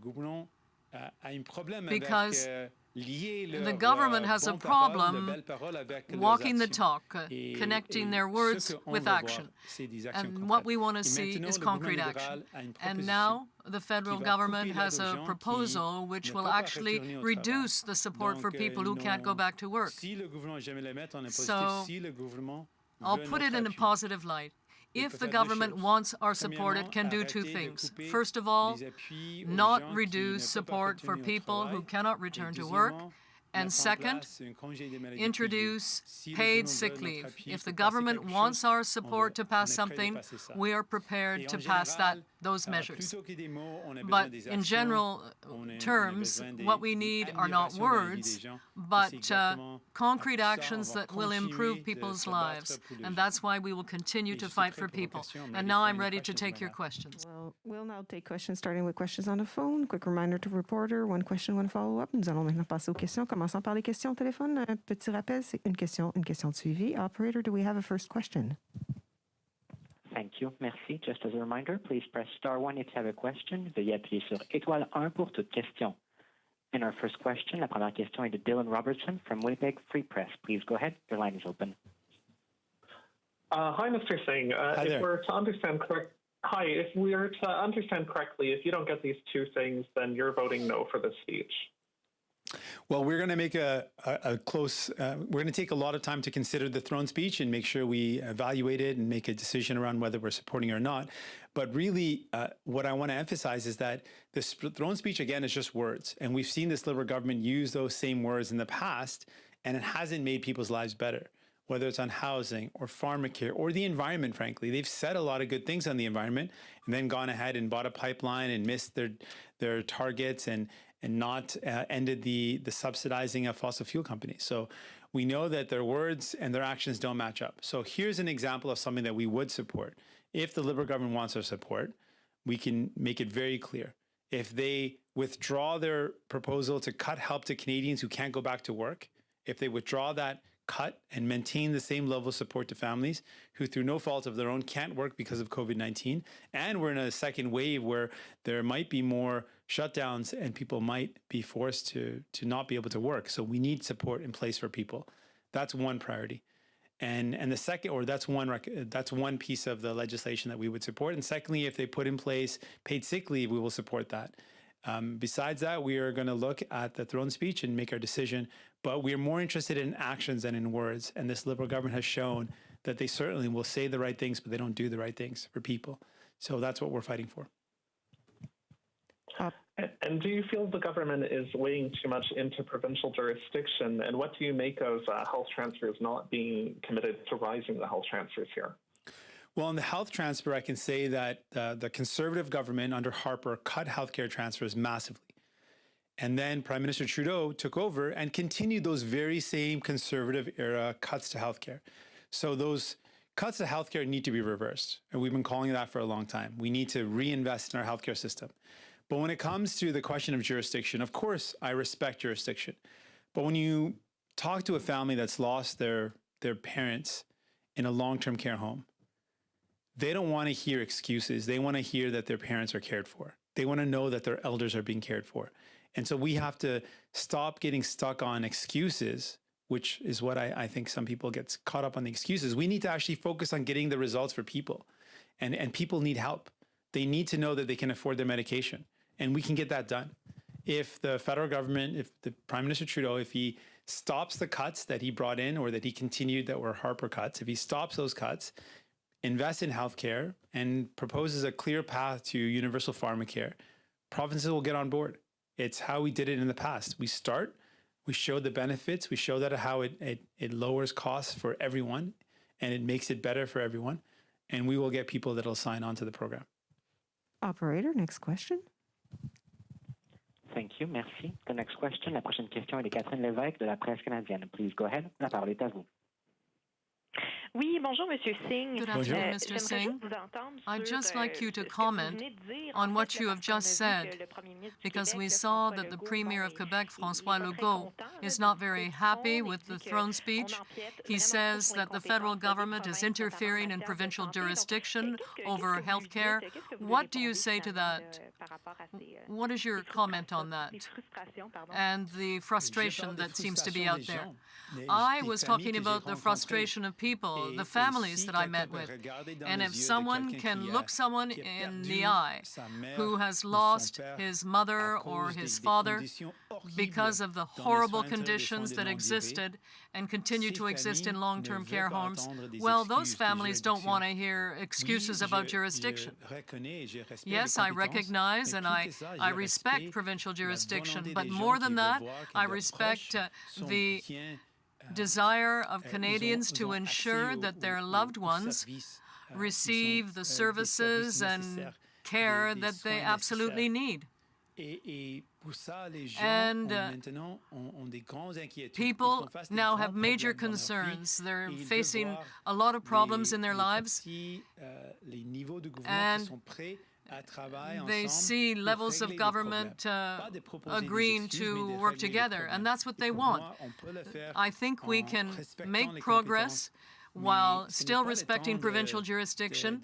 And this is no time to get mixed up in debates about provincial jurisdiction or federal jurisdiction. It's time to help people who need help. The National Council of Unemployed is happy with the throne speech about the reforms to EI, etc.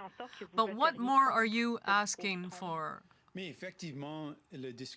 Well, the throne speech is only words on paper, and in the past we've seen exactly the same thing. The government talking about pharmacare, making a lot of nice promises, but did they bring in a universal public pharmacare system so that people could have access to drugs and medications? No. So for me, the real assessment is not the words we see on the paper, but the concrete actions on the part of the federal government. And right now, we have an example of their action.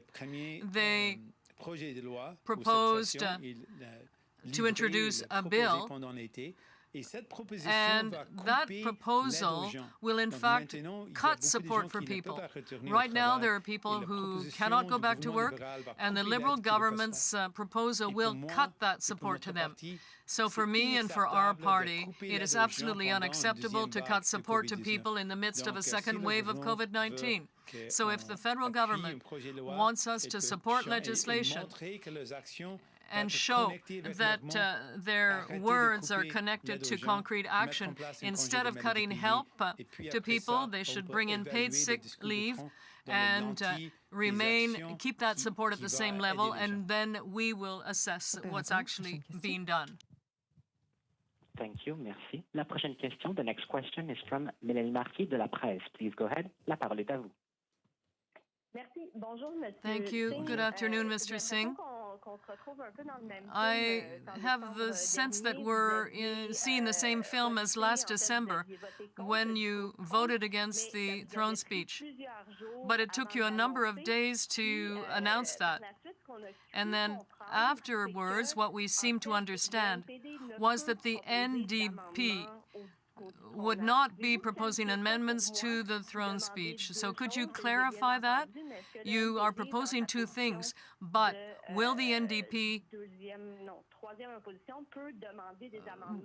Will you be proposing amendments? Are you going to be able to do that?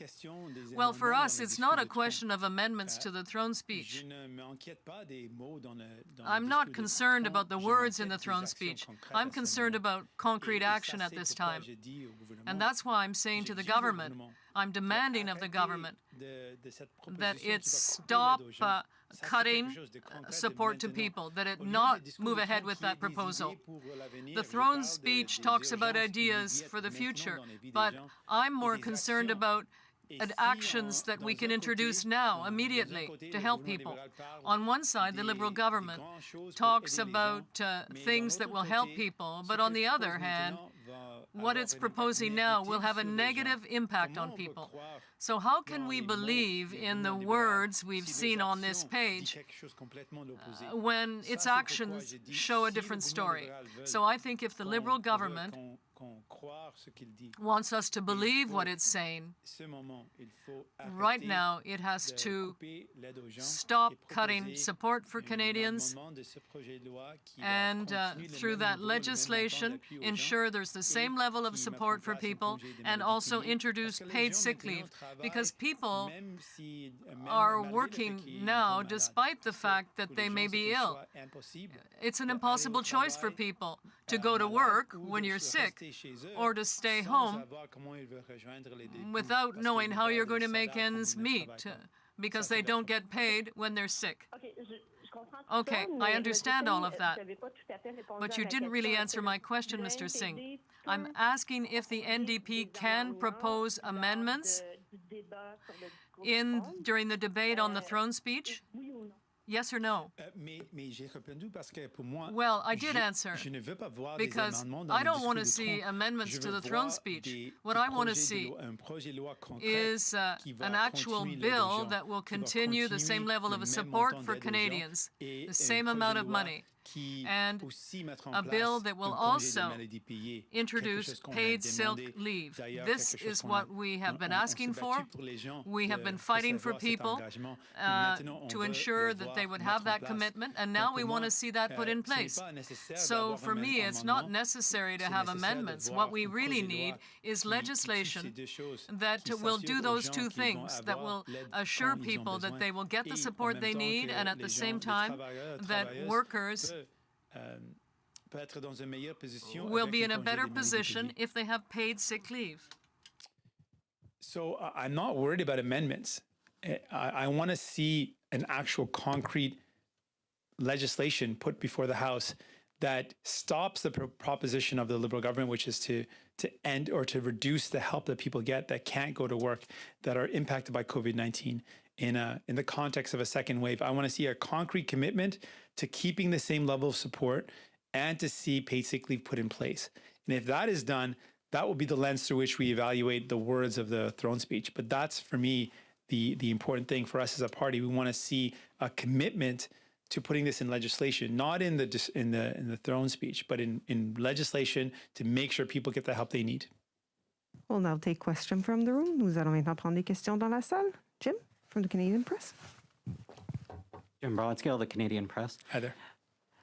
There are many other things in the throne speech, and you might be in a position as a party to ensure they are implemented.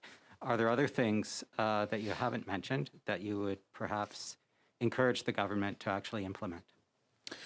Thank you for the question. We laid out our vision last Friday. We want to see, first of all, people get the immediate help they need.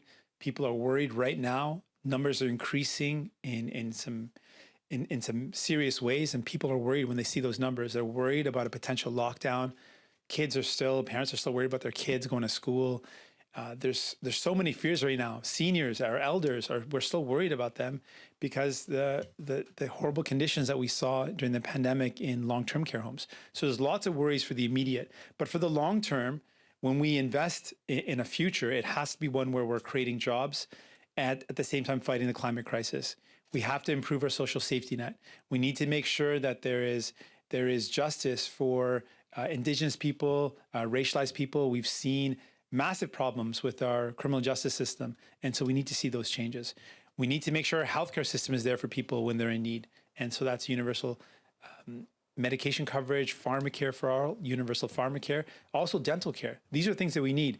But I've said before that the throne speech, to me, again, this Liberal government just says the right words, but doesn't actually deliver on these things, hasn't improved people's lives. And that's why I'm really focused in on what are their actions as opposed to their words. And right now, the only actions we have to judge them on are the actions that are going to cut the help that those Canadians who are right now unable to work, in a couple of days, CERB is going to end, and those Canadians don't know where they're going to get help. And the Liberals' plan is to cut the help that they receive. That's wrong. And we're pushing back against that, saying people need to know that there's help for them in these difficult times. If they can't go to work, if they can't work, they get some help. Are we to understand then that you will be looking for specific guarantees of actual legislation, draft legislation, that kind of thing, that you will say, yes, okay, that's what we want before supporting the throne speech? Well, I'm saying that absent the actions, then the throne speech, again, is just like the last throne speech, empty words. And people cannot get by on empty words. They need concrete, real changes to improve what they're going through right now. And there's a lot of needs out there. So we need to see that this Liberal government, that Prime Minister Trudeau, is not just saying empty words. You need to see some actual actions. And so that's why we're pushing for these concrete things that we know will help people right now.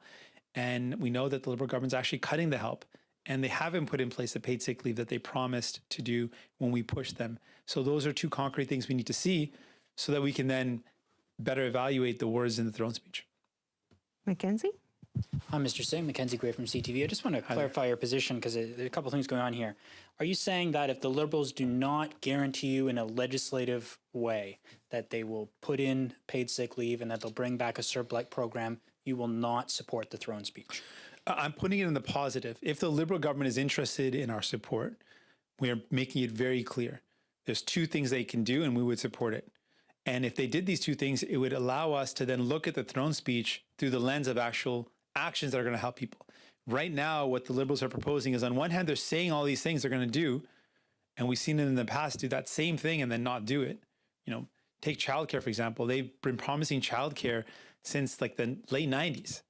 And you know, they're talking about it again now. That to me doesn't give any confidence to a mom or a dad who's worried about childcare when they've heard Liberals say this since 96, 97. So what we're saying is, if you want us to look at this throne speech and take your word for it, well, what are your actions? Right now, there's two things you could do. Stop cutting the help to people that you're proposing, that the Liberals are proposing now. They're proposing to cut the help and put in place that paid sick leave that we had them promise to do months ago. And they still haven't put it in place. And we know people are going to work sick because they can't stay at home. They can't afford to. And in a pandemic with numbers increasing, we need paid sick leave, and we need to know that families can get help if they need it. These are two concrete things that would show us that maybe these words on paper, you know, are something we can put some faith in. That's what we're waiting to see. So you want those two things to come in, and I can understand that because you've spoken about those issues for many months now. But you've also said today that we're going to take a long time to review the throne speech, and we'll take a look and see if we can support it. So is it asking nicely of the Liberals to bring these two things in, or are you demanding that if they don't bring these things in, they will not receive NDP support? Well, I'm framing things in the positive because my goal is not to find a way to tear down government. My goal throughout this has always been, how do I fight for people? How do we make sure people's lives are better? So I'm framing it in the positive because my goal is not to threaten an election. My goal is to get help to people. And so I'm saying if the Liberal government is actually interested in helping people, if that's your actual goal, I'm telling you what you could do right now, which are things that you promised to do anyways. The Liberal government promised to bring in paid sick leave. So it's not a surprise that I'm saying, we fought for you to promise to do it now. So we're saying do it. And secondly, you're cutting the help that people need in a second wave.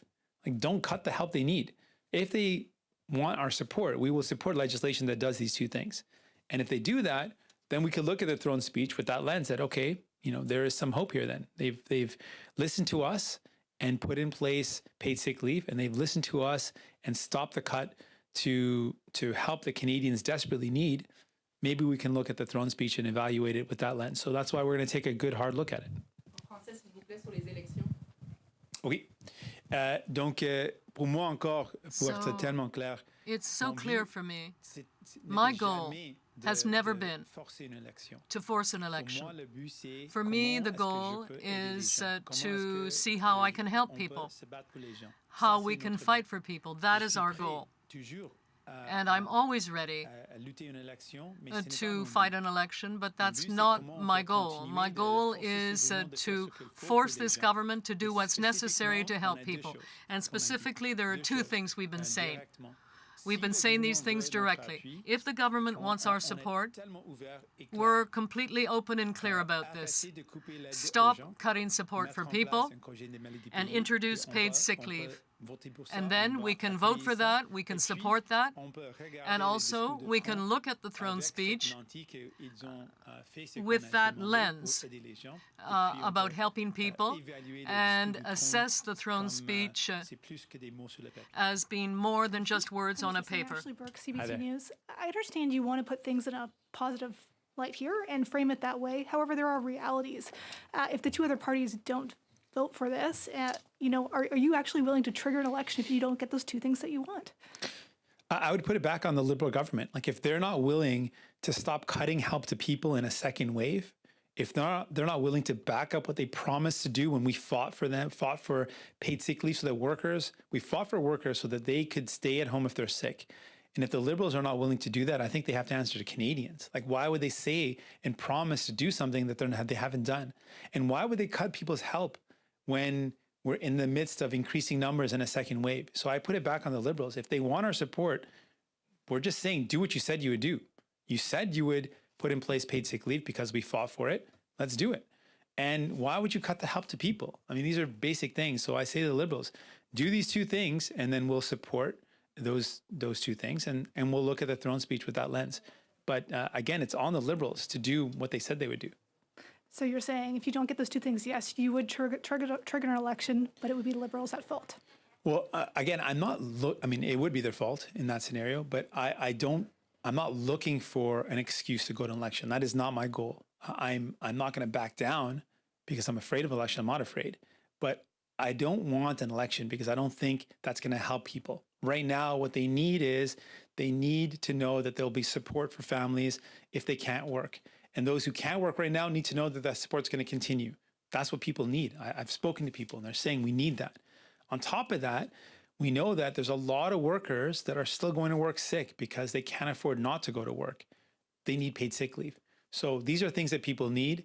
If we're in an election, we couldn't get those two things because we'd be in an election and it'd be weeks and maybe months before those things are actually addressed. So my goal is to find a way to get the help to people, to fight for people, to get them what they need. And I'm willing to look for ways to achieve that.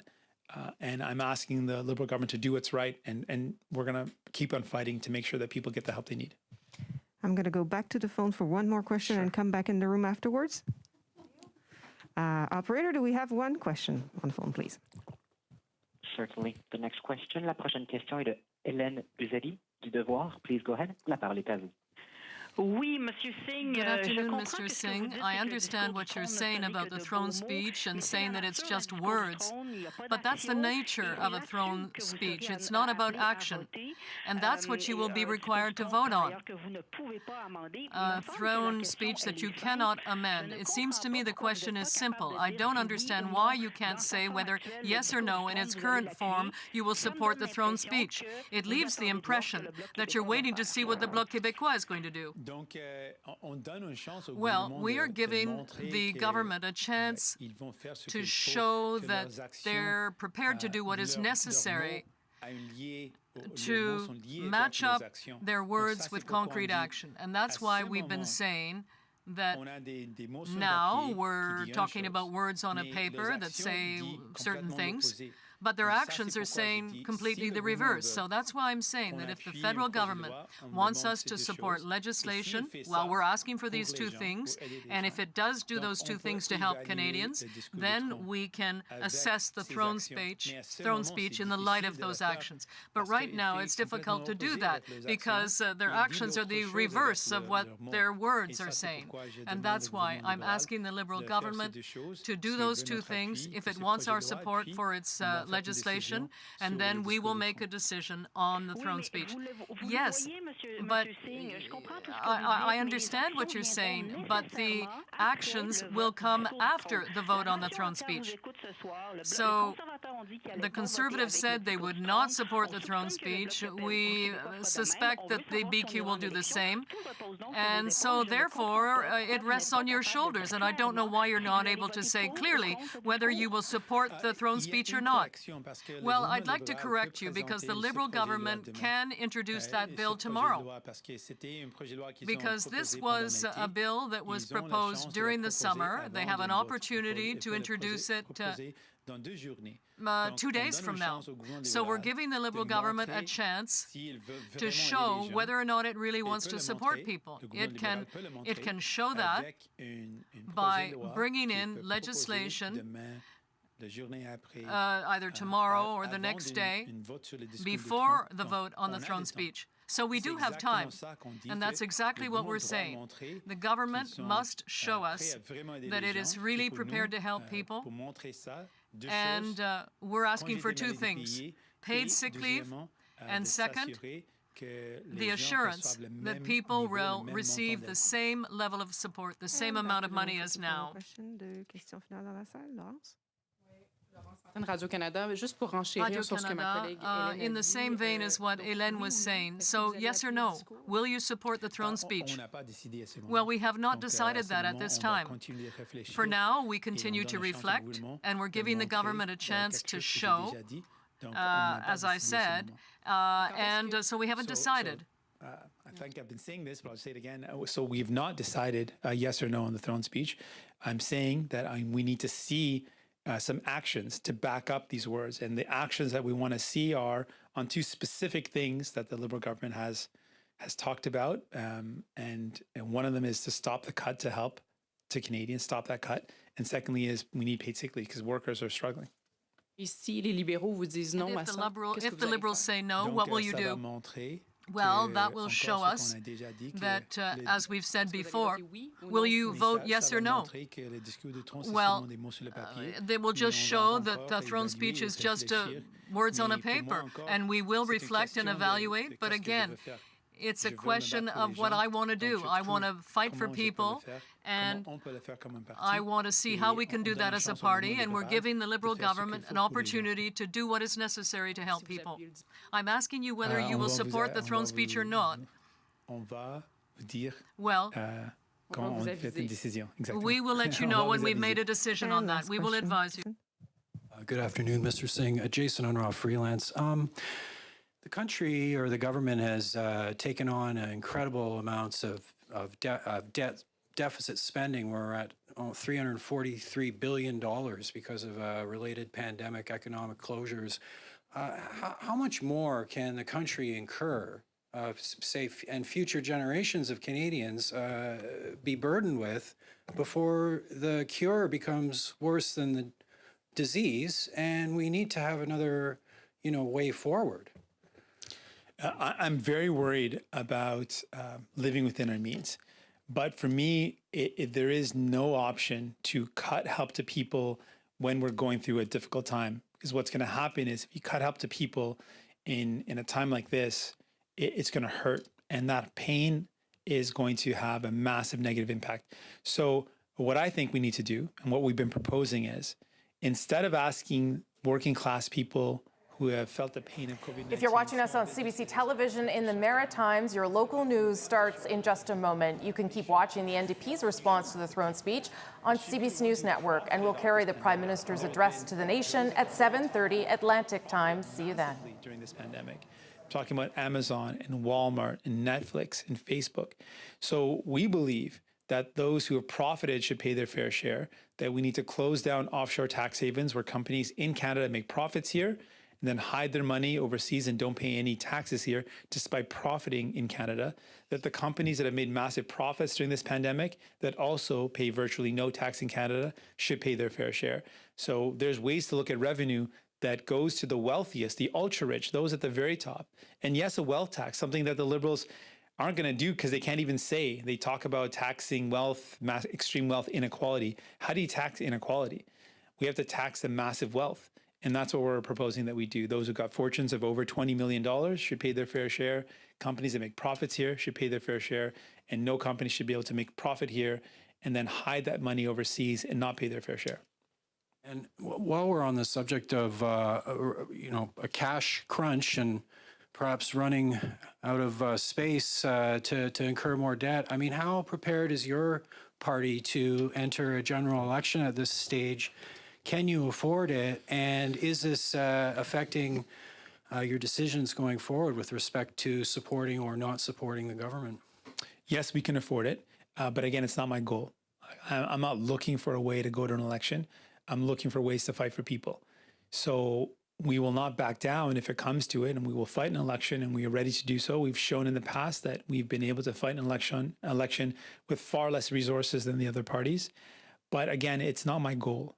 My goal is, what can we do to help people right now with numbers increasing, with a second wave, with the needs that people have, small businesses that are being forced to shut down, families that are worried about their kids, people that are worried about their loved ones and elders in long-term care homes. These are the things that we need to work on right now, and that's why we're going to continue to find ways to fight for people. This concludes the press conference. Ceci met fin à la conférence de presse. Merci. Merci beaucoup. All right. And that is NDP leader Jagmeet Singh saying to the Liberals, essentially, put your money where your mouth is. I have two conditions in order to consider supporting the throne speech, one of which the Liberals have indicated they're willing to do, and that is the 10 paid sick leave days. They agreed to that with the provinces, so it would require now legislation or regulation, and he wants to make sure that the trend, that when the CERB changes into an expanded EI, that the amount people receive per week does not go down $100 as is cleared now. So those are the quick takes from the NDP. Unclear right now whether they'll support the government without those measures in place. I have a time for a very quick go-round of that issue with Chantal, Andrew, and Althea, and I mean very quick, but I'm sorry, I'll be back 5 more times before the night is over. Andrew, I left with you, so I'll start with you. Just your quick take on where we're at. Well, they've retreated somewhat, at least in rhetoric, from the really vast ambitions they were unveiling or hinting at a few weeks ago. But we don't know until we see the fiscal update exactly what the numbers are. The language on fiscal restraint is pretty vague, but the language on some of these programs is pretty vague. I don't know what that pharma care program really amounts to at this point. The childcare one sounds more substantive, but until we see numbers attached, it's really hard to get your arms around it. Sure, and some of that would have to be negotiated with the provinces anyway. Althea? Yeah, what struck me was that there wasn't really an olive branch to the NDP in there. I mean, I would have been really surprised if the Conservatives had supported the speech from the throne. And it did seem like there was a little bit there, like on farmers affected by supply management for the Bloc to possibly latch onto. But, sick leave is something the NDP has spoken about since the spring. It's something the government committed to, as you mentioned. It was interesting that there wasn't a mention about that there wasn't a mention that the federal government would ensure that CERB recipients would continue to have some support, at least until they were transitioned to EI roles. So that, to me, I thought was a bit surprising. And it really did beg the question, like, why did we need a speech from the throne? A lot of these announcements, including the COVID stuff, which I think genuinely the government is really preoccupied with, they could have announced in a similar fashion as they did in the spring. A lot of this is re-announcement of past Liberal promises, some with a lot tougher languages around them. But it's interesting. It's not the big, bold vision, for sure, that we thought we were going to see in August. Chantal, I got about 30 seconds for you. Sorry. Oh, great. I think the NDP demands will be included in upcoming legislation rather than in a throne speech. And so I don't think there's a big issue there. I also think that the notion that there would be an EI reform, first expansive one rather than restrictive one in decades, is more than an olive branch. It's almost a tree to the NDP and to the Labour movement. Okay, I got to leave it there. Thank you all very much. Chantal, Andrew, and Althea will be back later when the Prime Minister addresses Canadians, and then later on the National. So hopefully we'll all get sick of them. I know it never happened. Thank you. We'll talk to you all a little bit later. This is where our coverage of the speech from the throne ends. Thank you for watching. My colleague Vashi Kapelas will have all the reaction and even more analysis coming up now on Power and Politics on CBC News Network. She and I and David Cochran will be back here in an hour and a half at 6:30 Eastern, 3:30 Pacific, when the Prime Minister delivers an address to the nation. I'm Rosemary Barton. We'll see you later. For those of you watching on CBC Television, you now return to regular programming. Thanks for watching. Thanks to my colleagues. See you soon.